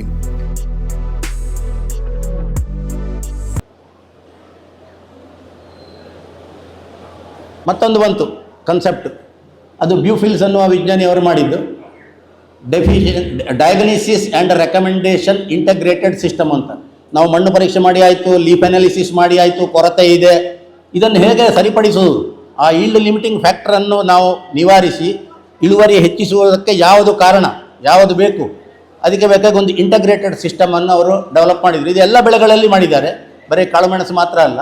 ಆ DRIS ಇದರ ಪ್ಯಾಟರ್ನಲ್ಲಿ ನಮ್ಮ ಪಣಿಯೂರು ರಿಸರ್ಚ್ ಸ್ಟೇಷನ್ನಲ್ಲಿ ಡಾಕ್ಟರ್ ಶ್ರೀಕುಮಾರನ್ ಎನ್ನುವರು ಪೆಪ್ಪರ್ ಮೇಲೆ DRIS ಅನ್ನು ಡೆವಲಪ್ ಮಾಡಿದರು. ಇದು ದೊಡ್ಡ ಥೀಸಿಸ್ ಇದೆ ಅವರದ್ದು, ಸಬ್ಮಿಟ್ ಮಾಡಿದ್ದು. ಎಷ್ಟೋ ಮಂದಿ ನಾನು ಕೃಷಿಕರಿಗೆ ಆ ಥೀಸಿಸನ್ನು PDF ಕಳಿಸಿದ್ದೇನೆ. ಅದರಲ್ಲಿ ಅವರು ಕ್ಲಿಯರ್ ಕಟ್ ಕೊಟ್ಟಿದ್ದಾರೆ. ಲೀಫ್ ಅನಾಲಿಸಿಸ್ ಮಾಡುವಾಗ ಇಷ್ಟು ನೈಟ್ರೋಜನ್ ಇದ್ದರೆ ದಟ್ ಈಸ್ ಆಪ್ಟಿಮಮ್, ಇಷ್ಟು ಫಾಸ್ಫರಸ್ ಇದ್ದರೆ ಅದು ಆಪ್ಟಿಮಮ್, ಅದಕ್ಕಿಂತ ಜಾಸ್ತಿ ಇದ್ದರೆ ಎಕ್ಸೆಸ್, ಕಡಿಮೆ ಇದ್ದರೆ ಡೆಫಿಷಿಯೆಂಟ್. ಆ ಡೆಫಿಷಿಯನ್ಸಿಯನ್ನು ಹೋಗಲಾಡಿಸಿ ಆಪ್ಟಿಮಮ್ ಲೆವೆಲಲ್ಲಿ ನಾವು ಮೇಂಟೈನ್ ಮಾಡಿದರೆ ಪ್ಲ್ಯಾಂಟ್ ಪರ್ಫಾರ್ಮೆನ್ಸ್ ಉತ್ತಮವಾಗಿ ಬರ್ತದೆ. ಅದೇ ರೀತಿಯಲ್ಲಿ ಮತ್ತೊಂದು ಇದು ಮಾಡಿದ್ದೆಲ್ಲ ಅವರು ಇಲ್ಲಿ ವಯನಾಡಿನ ಅಂಬಲವಾಯಲ್ ರಿಸರ್ಚ್ ಸ್ಟೇಷನ್ನಲ್ಲಿ. ಆಮೇಲೆ CP ರಾಬರ್ಟ್ ಎನ್ನುವರು ಫೈಟೋಪ್ತೋರಾ ಫುಟ್ ರಾಟಿನ ಕಂಟ್ರೋಲಿಂಗಿಗೆ ಮೈಕೋರೈಸಾ ಆ್ಯಂಡ್ ಎಂಟಗಾನಿಸ್ಟಿಕ್ ಸೂಕ್ಷ್ಮಜೀವಿಗಳು ಯಾವ ರೀತಿಯಲ್ಲಿ ಪ್ರಯೋಜನಕಾರಿಯಾಗುವಂಥ ಅಂತ ಆ ರೀತಿಯದೊಂದು ರಿಸರ್ಚ್ ಮಾಡಿದರು. ಅದರಲ್ಲಿ ಕೂಡ ಈಗ ಧರ್ಮರಾಜ ಸರ್ ಹೇಳಿದ್ದಾರೆ, ವೇಣುಗೋಪಾಲ್ ಸರ್ ಹೇಳಿದ್ದಾರೆ, ಅದೇ ರೀತಿಯಲ್ಲಿ ಸೂಕ್ಷ್ಮಜೀವಿಗಳ ಮೂಲಕ ರೋಗದ ನಿಯಂತ್ರಣ ಹೇಗೆ ಸಾಧ್ಯ ಎನ್ನುವಂಥ ಒಂದು ರಿಸರ್ಚ್, ಅದು ಕೂಡ ಇಂಟರ್ನೆಟ್ನಲ್ಲಿ ಸಿಗ್ತದೆ, ಅವರದ್ದು ಥೀಸಿಸ್ ಸಬ್ಮಿಟ್ ಮಾಡಿದ್ದು. ಅದಾದಮೇಲೆ ಪಡನ್ನಕ್ಕಾಡ ಅಗ್ರಿಕಲ್ಚರ್ ಕಾಲೇಜ್ ಮತ್ತು ಪಣಿಯೂರು ರಿಸರ್ಚ್ ಸ್ಟೇಷನ್ ಅಲ್ಲಿ ಒಬ್ಬರು ಸ್ಟೂಡೆಂಟ್ ಅವರೊಂದು ರಿಸರ್ಚ್ ಮಾಡಿದರು, ಪಿ ವೆಂಕಟರಮಣ ಅಂತ. ಅವರು ಮ್ಯಾಗ್ನೀಷಿಯಂ ಮತ್ತು ಬೋರಾನ್ ಉತ್ಪಾದನೆಯ ಇಳುವರಿಗೆ ಎಷ್ಟು ಯೋಗದಾನ ಕೊಡ್ತದೆ, ಎಷ್ಟದರ ಕಾಂಟ್ರಿಬ್ಯೂಷನ್ ಇದೆ, ಅದರ ಇನ್ಫ್ಲುಯೆನ್ಸ್ ಎಷ್ಟಿದೆ ಅದನ್ನು ತಿಳಿಯಬೇಕಾಗಿ ಅಲ್ಲಿ ಒಂದು ರಿಸರ್ಚ್ ಮಾಡಿದರು. ಒಂದಲ್ಲಿ ಕಾಸರಗೋಡಿನ ಪಡನ್ನಕ್ಕಾಡು ಮತ್ತು ಪಣಿಯೂರು ರಿಸರ್ಚ್ ಸ್ಟೇಷನ್ನಲ್ಲಿ. ಪಡನ್ನಕ್ಕಾಡಿನಲ್ಲಿ ಅವರು ಪಾಟ್ ಎಕ್ಸ್ಪರಿಮೆಂಟ್ನಲ್ಲಿ ಬುಷ್ ಪೇಪರಿಗೆ ಮಾಡಿದರು. ಪಣಿಯೂರು ರಿಸರ್ಚ್ ಸ್ಟೇಷನ್ನಲ್ಲಿ ಅವರು ಎಕ್ಸಿಸ್ಟಿಂಗ್ ಸ್ಟ್ಯಾಂಡಿಂಗ್ ವೈನ್ ಮೇಲೆ ಅದನ್ನು ಟ್ರೈ ಮಾಡಿ ಮ್ಯಾಗ್ನೀಷಿಯಂ ಮತ್ತು ಬೋರಾನ್ ಕೊಡುವುದರಿಂದ ಉತ್ಪಾದನೆ ಹಾಗೂ ಗುಣಮಟ್ಟ ಅದು ಎಷ್ಟು ಹೆಚ್ಚುತ್ತದೆ ಎನ್ನುವುದನ್ನು ತೋರಿಸಿಕೊಟ್ರು. ಅದು ಮತ್ತೊಂದು ನಮ್ಮ ಕಾಳು ಮೆಣಸಿಗೆ ಸಂಬಂಧಪಟ್ಟಂತಹ ಒಂದು ಅಚೀವ್ಮೆಂಟ್. ಅದೇ ರೀತಿ ನಮ್ಮಲ್ಲಿ ಇಲ್ಲಿ ಪುತ್ತೂರಿನಲ್ಲಿ ಗೇರು ಸಂಶೋಧನಾ ಕೇಂದ್ರ ಅಲ್ಲಿ ಜಿಂಕ್ ಮತ್ತು ಬೋರಾನನ್ನು ಗೇರು ಬೀಜದ ಬೆಳೆಯ ಮೇಲೆ ಸಿಂಪಡಣೆ ಮಾಡಿ ಹೂ ಕಟ್ಟುವಿಕೆ, ಕಾಯಿಗಳ ಅಂದರೆ ಗೇರು ಬೀಜದ ನಟ್ ಸೆಟ್ಟಿಂಗ್, ಅದರ ವೆಯ್ಟ್, ಅದರ ಕ್ವಾಲಿಟಿ, ಟೋಟಲ್ ಈಲ್ಡ್, ಅದರಲ್ಲಿ ಎಷ್ಟು ಪ್ರಭಾವ ಇದೆ, ಎಷ್ಟು ಪ್ರಯೋಜನ ಇದೆ ಎನ್ನುವುದನ್ನು ಒಂದು ಎಕ್ಸ್ಪರಿಮೆಂಟ್ 3 ವರ್ಷದ ಎಕ್ಸ್ಪರಿಮೆಂಟ್ ಮಾಡಿ ಅದರಲ್ಲಿ ಕಂಡುಕೊಂಡ್ರು. Zinc and boron they are very beneficial at the time of flowering and fruit setting and development ಎನ್ನುವಂಥದ್ದು. ಇದರಲ್ಲಿ ಚಿಕ್ಕಮಗಳೂರು, ಹಾಸನ ಹಾಗೂ ಕೊಡಗು ಜಿಲ್ಲೆ ಅಲ್ಲಿ ಕಾಫಿ ಬೆಳೆಯುವಂಥ ಕ್ಷೇತ್ರದಲ್ಲಿ ಫಾಸ್ಫರಸ್ಸಿನ ಬಿಲ್ಡಪ್ ಎಷ್ಟಾಗಿದೆ ಅಂತ ತಿಳಿಯಲಿಕ್ಕೆ ಒಂದು ದೊಡ್ಡ ಸಂಶೋಧನೆ ಆಯಿತು. ಅದು 36 ವರ್ಷದ ಸಂಶೋಧನೆ ಆಯಿತು. ಮೊದಲು 1980ರ ದಶಕದಲ್ಲಿ 50% ಸಾಯಿಲ್ನಲ್ಲಿ ಫಾಸ್ಫರಸ್ಸಿನ ಕೊರತೆ ಇದ್ದರೆ, ಇವಾಗ ನೋಡಿದರೆ 50% ಸಾಯಿಲ್ನಲ್ಲಿ ಫಾಸ್ಫರಸ್ ಟೂ ಮಚ್ ಎಕ್ಸೆಸ್ ಸ್ಟೇಜಿಗೆ ಹೋಗಿ ನಿಂತಿದೆ. That is phosphorus build up. ಈಗ ಧರ್ಮಾಧಿಸರು ಹೇಳಿದ್ರಲ್ಲ, ಯಾವುದೇ ಒಂದು ವಸ್ತುವನ್ನು ಒಳ್ಳೆಯದಿದೆ, ಪರಿಣಾಮ ಚೆನ್ನಾಗಿದೆ ಅಂತ ಅದನ್ನೇ ರಿಪೀಟೆಡ್ ಯೂಸ್ ಮಾಡಬಾರ್ದು. ಆ ಥರ ಮಾಡಿದರೆ ಅದರದ್ದು ಬಿಲ್ಡಪ್ ಆಗ್ತದೆ, ಅದಲ್ಲೇ ಉಳ್ಕೊಳ್ತದೆ. ಕೆಲವು ಲೀಚ್ ಆಗಿ ಹೋಗ್ಬೋದು, ಕೆಲವು ಇವಾಪ್ರೇಟ್ ಆಗ್ಬೋದು. ಆದರೆ ಫಾಸ್ಫರಸ್ನಂತಹ ಇನ್ಸಾಲ್ಯುಬಲ್ ಆ್ಯಂಡ್ ಇಮ್ಮೊಬೈಲ್ ನ್ಯೂಟ್ರಿಯೆಂಟ್ ಅದು ಹಾಗೆ ಉಳ್ಕೊಂಡ್ರೆ ಮಣ್ಣಿನಿಂದ ಜಿಂಕ್ ಮತ್ತು ಬೋರಾನನ್ನು ಹೀರಿಕೊಳ್ಳಿಕ್ಕೆ ಬಿಡುವುದಿಲ್ಲ. ಅದು ನಮಗೆ ಇಲ್ಲಿ ಅಡಿಕೆಯಲ್ಲಿ ಕೂಡ ಕಾಣಲಿಕ್ಕೆ ಸಿಗ್ತದೆ. ತೆಂಗು ಉದ್ಯಮದ ಮೌಲ್ಯವರ್ಧನೆ ಹಾಗೂ ಮಾರುಕಟ್ಟೆ ಧಾರಣೆಯನ್ನು ಹೆಚ್ಚಿಸಿ ತೆಂಗು ರೈತರನ್ನು ಸಬಲೀಕರಣಗೊಳಿಸಲು ಶ್ರಮಿಸುತ್ತಿರುವ ರೈತ ಸಂಸ್ಥೆ ದಕ್ಷಿಣ ಕನ್ನಡ ತೆಂಗು ರೈತ ಉತ್ಪಾದಕರ ಸಂಸ್ಥೆ. ಗ್ರಾಮೀಣ ಭಾಗದ ರೈತರಿಂದ ತೆಂಗಿನಕಾಯಿಗಳನ್ನು ನೇರವಾಗಿ ಸ್ಪರ್ಧಾತ್ಮಕ ದರದಲ್ಲಿ ಖರೀದಿಸುವುದಲ್ಲದೆ ಗರಿಯಿಂದ ಬೇರಿನವರೆಗೂ ಉತ್ಪನ್ನಗಳನ್ನು ತಯಾರಿಸುವ ತಂತ್ರಜ್ಞಾನಗಳ ಪೇಟೆಂಟ್ ಅನ್ನು ಹೊಂದಿದೆ.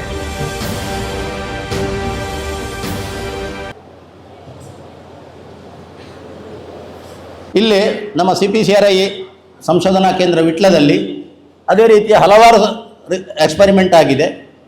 ಅಲ್ಲಿ ಕೂಡ ನಮ್ಮ ಅಡಿಕೆಯಲ್ಲಿ ಮುಖ್ಯವಾಗಿ ನೋಡಿದರೆ ಅತಿ ದೊಡ್ಡ ಸಮಸ್ಯೆ ಅಂದರೆ ನಟ್ ಸೆಟ್ಟಿಂಗ್ ಪರ್ಸೆಂಟೇಜ್ ಭಾಳ ಕಡಿಮೆ. ಆಗ ವೇಣುಗೋಪಾಲ್ ಸರ್ ಹೇಳಿದರು 85-90%, 95%ವರೆಗೆ ಪೆಪ್ಪರ್ನಲ್ಲಿ ಫ್ರೂಟ್ ಸೆಟ್ಟಿಂಗ್ ಆಗ್ತದೆ. ಯಾಕಂದರೆ ಅದು ಬೈಸೆಕ್ಸುವಲ್ ಫ್ಲವರ್. ನಮ್ಮ ಅಡಿಕೆಯದ್ದು ವಿಷಯವೇ ಬೇರೆ. ಪೆಪ್ಪರ್ನಲ್ಲಿ ಹೆಣ್ಣು ಹೂ ಮೊದಲು ರಿಸೆಪ್ಟಿವ್ ಸ್ಟೇಜಿಗೆ ಬರ್ತದೆ, ಗಂಡು ಹೂ ಆಮೇಲೆ ಇದು ಬರ್ತದೆ. ಅದರ ವೇಟಿಂಗ್ ಪೀರಿಯಡ್ ಕೂಡ ಇದೆ. ಅಡಿಕೆಯಲ್ಲಿ ಆಗಲ್ಲ. ಮೇಲ್ ಫೇಸ್ ಮುಗಿದ ಮೇಲೆ ಫಿಮೇಲ್ ಫೇಸ್ ರಿಸೆಪ್ಷನಿಗೆ ರೆಡಿ ಆಗುವಂಥದ್ದು. ಮೇಲ್ ಫ್ಲವರ್ ಅಥವಾ ಪರಾಗರೇಣು ಪೋಲನ್ ಗ್ರೈನ್ಸ್ ಅದರ ಲೈಫ್ ಟೈಮ್ 8ರಿಂದ 9 ಗಂಟೆ. ಆ 8ರಿಂದ 9 ಗಂಟೆಯ ಒಳಗೆ ಪಾಲಿನೇಷನ್ ಆದರೆ ಅಂದರೆ ಪೋಲನ್ ಗ್ರೈನ್ಸ್ ಸ್ಟಿಗ್ಮದ ಮೇಲೆ ಬಿದ್ದು ಅದರಲ್ಲಿ ಜರ್ಮಿನೇಟ್ ಆಗಿ ಪೋಲನ್ ಟ್ಯೂಬ್ ಡೆವಲಪ್ಮೆಂಟ್ ಆಗಿ ಸ್ಟೈಲಿನ ಮೂಲಕ ಒಳಗೆ ಹೋಗಿ ಓವಿಲ್ ಜೊತೆ ಅದನ್ನು ಫ್ಯೂಸ್ ಆದರೆ ಆವಾಗ ಮತ್ತದು ಎಂಬ್ರಿಯೋ ಡೆವಲಪ್ ಆದರೆ ಆವಾಗ ಅಡಿಕೆ ಆಗ್ತದೆ. ಸೊ ಅಡಿಕೆಯಲ್ಲಿ percentage of fruit set it is hardly 40-45% at the maximum. ಇದನ್ನು ತಿಳಿಲಿಕ್ಕೆ ಬೇಕಾಗಿ ಡಾಕ್ಟರ್ ಶಾಂಭಟ್ ಅವರು, ಡಾಕ್ಟರ್ ಬಾವಪ್ಪ, ಡಾಕ್ಟರ್ ಮೂರ್ತಿ ಅವರದೆಲ್ಲ ಒಂದು ದೊಡ್ಡ ರಿಸರ್ಚ್ ಆಗಿತ್ತು ಇಲ್ಲಿ ವಿಟ್ಲದಲ್ಲಿ. ಅವರು ಪೋಲನ್ ವಯಬಿಲಿಟಿಯನ್ನು ಇನ್ಕ್ರೀಸ್ ಮಾಡಲಿಕ್ಕೆ ಬೇಕಾಗಿ ಅದನ್ನು ಮೊದಲು ಡೆಸಿಕೇಟರ್ನಲ್ಲಿಟ್ಟರು. ಡೆಸಿಕೇಟರ್ನಲ್ಲಿಟ್ಟು ನೋಡಿದಾಗ 15 ದಿವಸದವರೆಗೆ ಪೋಲನ್ ವಯಬಿಲಿಟಿ ಇತ್ತು. ಯಾಕಂದರೆ ಅದು ಓಪನ್ ಅಟ್ಮಾಸ್ಫಿಯರ್ನಲ್ಲಿ ಇಲ್ಲ, ಲ್ಯಾಬ್ನಲ್ಲಿ ಅದನ್ನು ಸಂರಕ್ಷಣೆಯಾಗಿ ಸಂರಕ್ಷಿತವಾಗಿ ಇಡುವಂಥದ್ದು. ಅದಾದಮೇಲೆ ಇದರ ಗ್ರೋವಿಂಗ್ ಮೀಡಿಯಮ್ಮಿಗೆ ಬೋರಿಕ್ ಆ್ಯಸಿಡನ್ನು 100 ppmನಲ್ಲಿ ಕೊಟ್ಟರು, ಜಿಬ್ರಾಲಿಕ್ ಆ್ಯಸಿಡ್ ಕೊಟ್ಟರು, ಆಮೇಲೆ ನೆಪ್ತಿಲಿನ ಇದು ಇಂಡೋಲ್ಯಾಸಿಟಿಕ್ ಆ್ಯಸಿಡ್ ಕೊಟ್ಟರು, 2,4-D ಕೊಟ್ಟರು, ಬೇರೆ ಬೇರೆ ಟ್ರೀಟ್ಮೆಂಟ್ ಮಾಡಿ ಅದರಲ್ಲಿ ಪೋಲನ್ ವಯಬಿಲಿಟಿಯನ್ನು ಯಾವ ರೀತಿಯಲ್ಲಿ ಹೆಚ್ಚಿಸ್ಬೋದು, ಅದರಿಂದಾಗಿ ನಮ್ಮ ಕಾಯಿ ಕಟ್ಟುವಿಕೆ ಎಷ್ಟು ಹೆಚ್ಚಳ ಆಗಲಿಕ್ಕೆ ಸಾಧ್ಯ ಇದೆ ಎನ್ನುವಂಥದ್ದನ್ನು ಮನಗಂಡ್ರವರು. ಅದೇ ರೀತಿಯ ಪ್ರಯೋಗ ಚೈನಾದಲ್ಲಿ ಹೈನಾನ್ ಪ್ರೊವಿನ್ಸ್ನಲ್ಲಿ ಬೋರಾನಿನ ಅಂದರೆ ಬೋರಿಕ್ ಆ್ಯಸಿಡ್ ಅದರ ಸಿಂಪಡಣೆಯ ಮೂಲಕ ಪೋಲನ್ ಗ್ರೈನಿನ ಲೈಫ್ ಸ್ಪ್ಯಾನ್ ಎಷ್ಟು ಹೆಚ್ಚಿಸಬಹುದು, ಅದರಿಂದಾಗಿ ಎಷ್ಟು ಹೆಚ್ಚು ನಮಗೆ ಕಾಯಿ ಕಟ್ಟುವಿಕೆ ಸಾಧ್ಯ ಎನ್ನುವಂಥದ್ದನ್ನು ಮನಗಂಡು. ಇದೇ ಇದರದ್ದು ಪೆಪ್ಪರ್ನಲ್ಲಿ ಕೂಡ ಇದೆ, ಪ್ರತಿಯೊಂದು ಬೆಳೆಗಳಲ್ಲಿ ಕೂಡ ಇದೆ. ಈಗ ಪೆಪ್ಪರ್ ಸ್ಪೆಷಲ್ ಇದು ರೆಕಮೆಂಡೇಷನ್ ಇದೆ, ಯಾವಾಗ ಮೇ ಕೊನೆ ಬೇಕು ಫ್ಲಶಿಂಗಿಗಿಂತ ಮೊದಲು. ಆವಾಗ ಜಿಂಕ್ ಬೋರಾನ್, ಈಗ ಪೆಪ್ಪರ್ ಸ್ಪೆಷಲ್ನಲ್ಲಿ ಏನಿದೆ, ಪೊಟ್ಯಾಷಿಯಂ ಸಲ್ಫೇಟ್ ಇದೆ, ಮ್ಯಾಗ್ನೀಷಿಯಂ ಸಲ್ಫೇಟ್ ಇದೆ, ಜಿಂಕ್ ಇದೆ, ಬೋರಾನ್ ಇದೆ. ಅದನ್ನು ಸ್ಪ್ರೇ ಕೊಟ್ಟಾಗ ಪೋಲನ್ ಗ್ರೈನ್ಸ್ ಆ್ಯಕ್ಟಿವಿಟಿ, ಆಮೇಲೆ ಲೀಫ್ ಆ್ಯಕ್ಟಿವಿಟಿ ಮತ್ತು ಕಂಪ್ಲೀಟ್ ರಿಲೇಟೆಡ್ ಟು ರಿಪ್ರೊಡಕ್ಷನ್, ಪ್ರತ್ಯುತ್ಪಾದನೆಗೆ ಸಂಬಂಧಿಸಿದಂತಹ ಎಲ್ಲ ಚಟುವಟಿಕೆಗಳು ನಿರ್ಬಾಧಿತವಾಗಿ ಆಗ್ತದೆ. ಹಾಗಾದ ಕಾರಣ ಪೆಪ್ಪರ್ ಸ್ಪೆಷಲಿನ ಫಾಲಿಯರ್ ಸ್ಪ್ರೇಯನ್ನು ಬಿಫೋರ್ ಫ್ಲಶಿಂಗಿಗೆ ವಿಜ್ಞಾನಿಗಳು ರೆಕಮೆಂಡ್ ಮಾಡಿದ್ದಾರೆ. ಅದೇ ಇದು ನಮ್ಮ ಅಡಿಕೆಗೂ ಕೂಡ ಅಷ್ಟೇ ಕಾರ್ಯಗತವಾಗ್ತದೆ. ಯಾಕಂದರೆ pollen viability is most problem ನಮ್ಮಲ್ಲಿ, ಅದನ್ನು ನಾವು ಹೆಚ್ಚಿಸಬೇಕು. ಅದೇ ಇದರಲ್ಲಿ ನಮ್ಮ ವಿಜ್ಞಾನಿಗಳು ಡಾಕ್ಟರ್ ರವಿ ಭಟ್ ಹಾಗೂ ಅವರ ತಂಡದವರು ತುಂಬ ಒಂದು 10 ವರ್ಷದ ಮೇಲೆ 10 ವರ್ಷಕ್ಕಿಂತಲೂ ಹೆಚ್ಚಿನ ಸಮಯದ ಒಂದು ಎಕ್ಸ್ಪೆರಿಮೆಂಟ್ ಮಾಡಿದರು. ಅದರಲ್ಲಿ ನ್ಯೂಟ್ರಿಯೆಂಟ್ ಅಪ್ಟೇಕಿಂಗ್, ನ್ಯೂಟ್ರಿಯೆಂಟ್ ಡಿಸ್ಟ್ರಿಬ್ಯೂಷನ್, ಈ ಎಲ್ಲ ಪ್ಯಾರಾಮೀಟರ್ಗಳನ್ನು ನೋಡಿಕೊಂಡು ಎಲೆಗಳನ್ನು ಕೂಡ ಅಧ್ಯಯನ ಮಾಡಿ ಅಲ್ಲಿ ಕೂಡ ಒಂದು optimum range of nutrients fix ಮಾಡಿದರು. ಹಲೋ ನೋಡಿ, ಇದರಲ್ಲಿ ನೋಡಿದಾಗ ಅಡಿಕೆಗೆ ನೈಟ್ರೋಜನ್ ಎಲೆಗಳಲ್ಲಿ 2.7% ಆಪ್ಟಿಮಮ್ ರೇಂಜ್ ಅಂತ ಆಯಿತು, 2.5ನಿಂದ 3%ವರೆಗೆ. Phosphorus 0.19 to 0.27%. ಗಮನವಿಟ್ಟು ನೋಡಿ ಇದನ್ನು. ಅಡಿಕೆಯಲ್ಲಿ 2.5% ಇದು ನೈಟ್ರೋಜನ್ ಇರಬೇಕು ಆಪ್ಟಿಮಮ್ ರೇಂಜಲ್ಲಿ, ಫಾಸ್ಫರಸ್ ಬೇಕಾದದ್ದು 0.27%. ಅಂದರೆ ನೈಟ್ರೋಜನ್ನು ಎಷ್ಟು ಬೇಕೋ ಅದರ 10% ಫಾಸ್ಫರಸ್ ಬೇಕಾಗುವಂಥದ್ದು. ಸಪೋಸ್ 1 ಕಿಲೋ ಎಲೆಯಲ್ಲಿ 28 ಗ್ರಾಮ್ ನೈಟ್ರೋಜನ್ ಬೇಕಳಿ ಆದರೆ ಫಾಸ್ಫರಸ್ ಬೇಕಾಗುವುದು 270 ಮಿಲಿಗ್ರಾಮ್. ಅಷ್ಟು ವೈಡ್ ವೇರಿಯೇಷನ್ ಇದೆ. ಅದೇ ರೀತಿಯಲ್ಲಿ ಪೊಟ್ಯಾಷಿಯಮ್ 1.14, ಕ್ಯಾಲ್ಶಿಯಮ್ 0.5 to 0.72. ಅಂದರೆ ಫಾಸ್ಫರಸ್ಗಿಂತ 3 ಪಟ್ಟು ಜಾಸ್ತಿ ಕ್ಯಾಲ್ಶಿಯಂ ಬೇಕು ಅಡಿಕೆಗೂ ಕೂಡ ಎಲೆಗಳಲ್ಲಿ. Magnesium 0.14 to 0.26. ಕಬ್ಬಿಣ ನೋಡಿದರೆ 1 kgಯಲ್ಲಿ 100ರಿಂದ 190 ಮಿಲಿಗ್ರಾಮ್ ಅಂದರೆ ppm. ಮ್ಯಾಂಗನೀಸ್ನಲ್ಲಿ 15ರಿಂದ 95, ಕಾಪರ್ನಲ್ಲಿ 1.5 ಮಿಲಿಗ್ರಾಮಿನಿಂದ 4 ಮಿಲಿಗ್ರಾಮ್ವರೆಗೆ, ಜಿಂಕ್ 26 ppmನಿಂದ 65 ppmವರೆಗೆ, ಬೋರಾನ್ 25ರಿಂದ 55 ppm. ಆ 55 ppm ಬೋರಾನ್ ಸಸ್ಯದಲ್ಲಿ ಇಲ್ಲದೇ ಇದ್ದರೆ ಇಲ್ಲಿ ಪಾಲಿನೇಷನ್ ಆಗೋದಿಲ್ಲ. Ecofresh enterprises Belthangady branded agricultural equipments, power tools, generators, home, hotel and bakery machineries sales and services. Government subsidy available. Visit today. Eco-Fresh Enterprises, Ideal Industrial Complex near Raghavendra Nursing Home, Main Road, Beltangade. Contact 70262 62255. ಅದೇ ರೀತಿಯಲ್ಲಿ black pepper ಇದು ನೋಡಿದರೆ ಇದು DRIS norms. ನೈಟ್ರೋಜನ್ನ same ಅದೇ ರೇಂಜಲ್ಲಿ ಬರ್ತದೆ, 2.79ವರೆಗೆ, 1.5ಯಿಂದ. ಫಾಸ್ಫರಸ್ 0.11ನಿಂದ 0.26, ಸಮ್ವಾಟ್ ಸೇಮ್. ಪೊಟ್ಯಾಷ್ನಲ್ಲಿ ನೋಡಿದರೆ ಅಡಿಕೆಗಿಂತ ಡಬಲ್ ಪೊಟ್ಯಾಷ್ ಪೆಪ್ಪರಿಗೆ ಬೇಕಾಗ್ತದೆ. ಈಗ ನಾವು ಅಡಿಕೆಯನ್ನು ಮಾಡ್ತೇವೆ, ಅಡಿಕೆಯನ್ನು ಆಧಾರವಾಗಿಟ್ಟುಕೊಂಡು ಪೆಪ್ಪರನ್ನು ನಡ್ತೇವೆ, ನಮಗೆ ಇಳುವರಿ ಬೇಕು, 3 kg 4 kg ಡ್ರೈ ಪೆಪ್ಪರ್ ಬೇಕು. ಹಾಗಾದರೆ ನ್ಯೂಟ್ರಿಯೆಂಟ್ ಎಷ್ಟು ಬೇಕಾಗಿತ್ತು? ಅಡಿಕೆಗಿಂತ ಡಬಲ್ ಪೊಟ್ಯಾಷ್ ಪೆಪ್ಪರಿಗೆ ಬೇಕಾಗ್ತದೆ, 1.78 to 2.84. ಡೇ ವಾರ್ಡ್ ಅವರದ್ದು ಬ್ಲೈಂಡ್ ರೆಕಮೆಂಡೇಷನ್ ಇದೆ, leaf potassium if it is less than 2% then it is deficient ಅಂತ. ಅದೇ ಇದರಲ್ಲಿ ಕ್ಯಾಲ್ಶಿಯಂ ನೋಡಿದರೆ 1.5%ನಿಂದ ಮೇಲೆ ಅಪ್ ಟು 3%. ಅಂದರೆ ಅಡಿಕೆಯ ಡಬ್ಬಲ್ ಪೊಟ್ಯಾಷ್, ಅಡಿಕೆಯ ಡಬ್ಬಲ್ ಕ್ಯಾಲ್ಶಿಯಮ್ ಪೆಪ್ಪರಿಗೆ ಬೇಕಾಗ್ತದೆ. Magnesium 0.4% to 0.69, sulphur. ಅದೇ ರೀತಿಯಲ್ಲಿ ನೀವು ನೋಡಿದರೆ ಇಲ್ಲಿ ಐರನ್ ಕಂಟೆಂಟ್ ಲೀಫ್ನಲ್ಲಿ ಅಡಿಕೆಗಿಂತ 4 ಪಟ್ಟು ಜಾಸ್ತಿ ಬೇಕಾಗ್ತದೆ. ನಮ್ಮಲ್ಲಿ ಈ ಮುರಮಣ್ಣಿನಲ್ಲಿ ಕಬ್ಬಿಣದ ಏನೋ ಕೊರತೆ ಇಲ್ಲ, ಬೇಕಾದಷ್ಟಿದೆ. Manganese 109 to 700 ppm milligram per kg. Zinc 21 to 67, boron 16 to 120. So ನಾವು ಒಂದು ಅಡಿಕೆ ಮರ ನಟ್ಟಿದ್ದೇವೆ, ಮಂಗಳ ವೆರೈಟಿ, ನಡು ಪ್ರಾಯದಲ್ಲಿದೆ. ಅದರ ಜೊತೆಗೆ ನಾವು ಪಣಿಯೂರು ಒಂದು ನಟ್ಟಿದ್ದೇವೆ, ಅದು ನಡು ಪ್ರಾಯದಲ್ಲಿದೆ. ನಮಗೆ ಅಡಿಕೆಯೂ 5-6 ಗೊನೆ ಬೇಕು, ಮೆಣಸು 3 kg ಬೇಕು. ಆ ಸಸ್ಯಕ್ಕೆ ಆಹಾರ ಎಷ್ಟು ಬೇಕು ಅಂತ ಕ್ಯಾಲ್ಕುಲೇಷನ್ ತೆಗೆಯುವವರು ಯಾರಿದ್ದಾರೆ? ಎಷ್ಟು ಮಂದಿ ಇಲ್ಲಿ ಕೂತವರಲ್ಲಿ ಲೀಫ್ ಅನಾಲಿಸಿಸ್ ಮಾಡಿಸಿದ್ದೀರಿ ಹೇಳಿ? ಎಲ್ಲಿಯಾದರೂ ಮಾಡಿಸಿದ್ದರೆ ಪಳ್ಳದೊಳಗೆ ಅನಂತಣ್ಣ ಒಬ್ಬರು ಮಾಡಿಸಿರ್ಬೋದು. ಅದು ಬಿಟ್ಟು ಬೇರೆ ಯಾವನು ಕೂಡ ಲೀಫ್ ಅನಾಲಿಸಿಸ್ ಮಾಡಿಸಲಿಲ್ಲ. ಬ್ಲೈಂಡ್ಲಿ ನಾವು ಫರ್ಟಿಲೈಸರ್ ಮಣ್ಣಿಗೆ ಹಾಕ್ತಾ ಇದ್ದೇವೆ. We are wasting our resources. ದುಡ್ಡು ದಂಡ, ಮಣ್ಣು ಹಾಳು, ಅದು ಬಿಟ್ಟು ಬೇರೆ ಆಗುವುದಿಲ್ಲ. ಇಲ್ಲಿ ನೋಡಿ, ನನಗೊಬ್ಬರು ವಾಟ್ಸಪ್ ಮಿತ್ರರಿದ್ದಾರೆ, ಇಲ್ಲಿ ರಾಮನಗರ ಜಿಲ್ಲೆಯವರು, ಮಾಗೋಡು ಪಕ್ಕದವರು. ಅವರು IISRನಲ್ಲಿ IIHR ಹೆಸರುಘಟ್ಟದಲ್ಲಿ ಅವರ ಮಣ್ಣಿನ ಅಡಿಕೆ ತೋಟ ಇದೆ, ಅವರಿಗೆ ಪೆಪ್ಪರ್ ಇದೆ.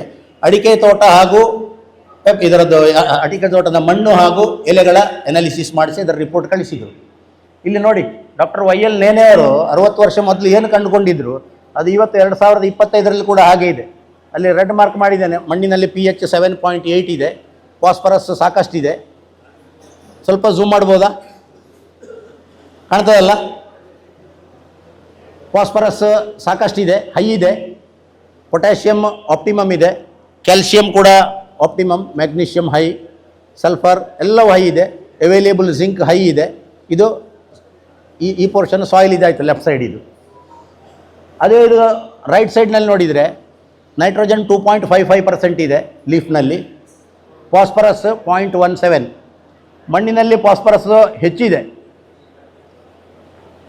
20 ppm ಇದೆ. ಹಾಗೆ ಹೇಳ್ಕೊಂಡು ಅಲ್ಲಿ ಎಲೆಯಲ್ಲಿ ನೋಡಿದರೆ 0.17 ಕಡಿಮೆ. ಯಾಕೆ? ಮಣ್ಣಿನಲ್ಲಿದ್ದಂಥ ಫಾಸ್ಫರಸ್ ಎಲೆಗೆ ಯಾಕೆ ಹೋಗಲಿಲ್ಲ? ಚಿಂತನೆ ಮಾಡಿದರೆ ಒಂದೇ ಬರ್ತದೆ ಮೇಲೆ 7.83 is the pH value. pH 7ವರೆಗಿಂತ ಜಾಸ್ತಿ ಆದರೆ ಫಾಸ್ಫರಸ್ ಅವೈಲೇಬಿಲಿಟಿ ಆಗೋದಿಲ್ಲ. ಮಣ್ಣಿನಲ್ಲಿ ಇದ್ದದ್ರೂ ಕೂಡ ಅದು ಸಸ್ಯ ತಗೊಳ್ಳೋದಿಲ್ಲ. ನಮಗೆ ಇಲ್ಲಿ ತೊಂದರೆ ಬರೋದಿಲ್ಲ, ನಮ್ಮದು ಎಸಿಡಿಕ್ ಸಾಯಿಲ್, ಇದು ಅಲ್ಕಲೈನ್ ಸಾಯಿಲ್ನಲ್ಲಿ. ಫಾಸ್ಫರಸ್ ಮಣ್ಣಿನಲ್ಲಿ ಎಕ್ಸೆಸ್ ಇದೆ, ಬಟ್ ಲೀಫ್ನಲ್ಲಿ ನೋಡಿದರೆ ಡೆಫಿಷಿಯೆಂಟ್. ಅದೇ ರೀತಿ ಜಿಂಕ್ ಇಲ್ಲಿ ಹೈ ಇದೆ ಸಾಯಿಲ್ನಲ್ಲಿ, ಅಲ್ಲಿ ಲೀಫ್ನಲ್ಲಿ ಲೋ ಇದೆ. ಮ್ಯಾಂಗನೀಸ್ ಆಪ್ಟಿಮಮ್ ಇದೆ, ಲೀಫಿನಲ್ಲಿ ಲೋ ಇದೆ. ಇದರಿಂದ ನಮಗೇನು ಕಂಡುಕೊಳ್ಳಿಕ್ಕೆ ಆಗ್ತದೆ? ಏನು ಕಲೀಲಿಕ್ಕೆ ನಮಗೆ ಸಿಗ್ತದೆ? ಮಣ್ಣಿನಲ್ಲಿ ಏನಿದೆ, ಎಷ್ಟಿದೆ, ನಮ್ಮ ಸಸ್ಯಕ್ಕೆ ಯಾವುದು ಎಷ್ಟು ಬೇಕು, ಇದು ಒಂದು ಸಪರೇಟ್ ನಮ್ಮಲ್ಲಿ ಚಾರ್ಟ್ ಇರಬೇಕು, ಒಂದು ಬುಕ್ನಲ್ಲಿ ಬರೆದಿಟ್ಕೊಳ್ಬೇಕು. ಅದಾದ ಮೇಲೆ ನಮ್ಮ ಮಣ್ಣಿನಲ್ಲಿ ಅಂಥವುಗಳು ಸಾಕಷ್ಟು ಪ್ರಮಾಣದಲ್ಲಿ ಇದೆಯೋ ಇಲ್ಲವೋ ಎನ್ನುವುದನ್ನು ಮಣ್ಣು ಪರೀಕ್ಷೆ ಮಾಡಬೇಕು. ಅದಾದ ಮೇಲೆ ಟ್ರೀಟ್ಮೆಂಟ್ ಕೊಟ್ಟ ಮೇಲೆ ನಾವು ಎಲೆಗಳನ್ನು ಪರೀಕ್ಷಣೆ ಮಾಡಬೇಕು. ಮಣ್ಣಿಗೆ ಹಾಕಿದ್ದು ಎಲೆಗಳ ತುದಿಯವರೆಗೆ ಮುಟ್ಟಿದೆಯೇ ಇಲ್ವೋ ಅಂತ. ಆವಾಗ ನಮಗೆ ಗೊತ್ತಾಗ್ತದೆ. ಎಲೆಗಳಿಗೆ ಸಿಗದಿದ್ದರೆ ಪರ್ಫಾರ್ಮೆನ್ಸ್ ಬರುವುದಿಲ್ಲ.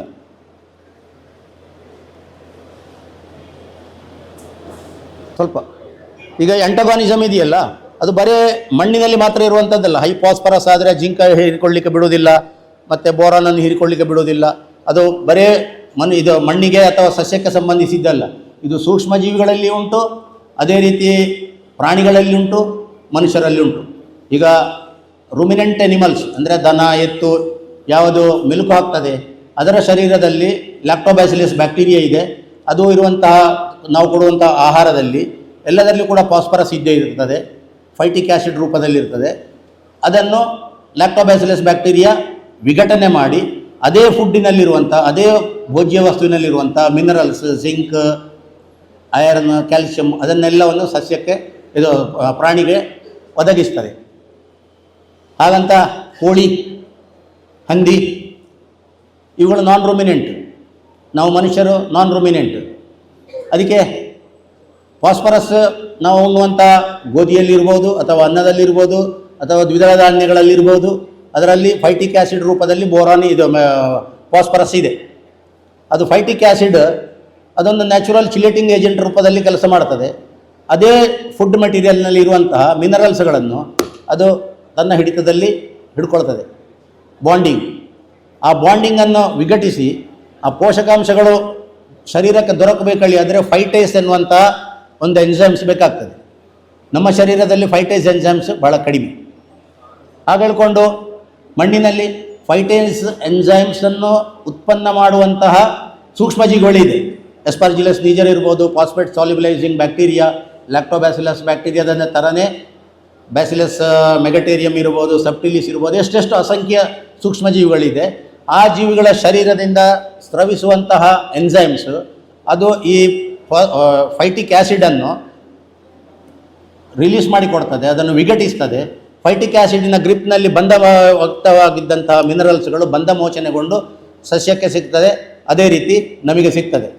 ಎಲ್ಟಿಮಾರ್ ಟ್ರೇಡರ್ಸ್ ಮತ್ತು ಇಂಡಸ್ಟ್ರೀಸ್ ಉತ್ಕೃಷ್ಟ ಗುಣಮಟ್ಟ, ದೀರ್ಘ ಬಾಳಿಕೆಯ HDPE ಇಂದ ತಯಾರಿಸಿದ ರಿಪೇರಿ ಮಾಡಬಹುದಾದ ನೀರಿನ ಟ್ಯಾಂಕ್ಗಳು, ಟಬ್ಗಳು, ಬಾಲ್ದಿಗಳು, ಫೋರ್ಕ್, ಕೈಪುಳು, ಸೆಗಣಿ ಎತ್ತುವ ಸೆಟ್ಗಳು, ಜಂಬೋ ಬುಟ್ಟಿ, ಗೊಬ್ಬರದ ಬುಟ್ಟಿ ಸೇರಿದಂತೆ ಇನ್ನಿತರ ಬುಟ್ಟಿಗಳು. ಬೇಡಿಕೆಯ ಸೈಜ್ಗಳಲ್ಲಿ ತಯಾರಿಕೆ, ಮಾರಾಟ ಮತ್ತು ಸೇವೆ. ಸೆಲ್ ಪಾಲಿಶ್ ಶೀಟ್ಗಳು ಮತ್ತು ಬ್ಲಾಕ್ ಹೋಸ್ ಪೈಪ್ಗಳು ಇಲ್ಲಿ ಲಭ್ಯ. ಎಂದೇ ಸಂಪರ್ಕಿಸಿ ಎಲ್ಟಿಮಾರ್ traders and industries, Kallare, Puttur. ಇದು ಕೃಷಿಕರ, ಹೈನುಗಾರರ ನೆಚ್ಚಿನ ತಾಣ. ಕೋಳಿಗಳಿಗೆ ಎಷ್ಟು ಪ್ರಕಾರದ ಎನ್ಸೈಮ್ಸ್ ಅನ್ನು ನಾವು ಕೊಡ್ತಿದ್ದೇವೆ ಎನ್ನುವುದನ್ನು ನೀವು ಪೌಲ್ಟ್ರಿ ಫಾರ್ಮರು ಯಾರಾದರೂ ಇದ್ದರೆ ನಿಮ್ಮ ಪರಿಚಯದವರು ಅಥವಾ ಯಾವುದಾದ್ರು ಪೌಲ್ಟ್ರಿ ಫಾರ್ಮಿಗೆ ಹೋಗಿ ನೋಡಿ.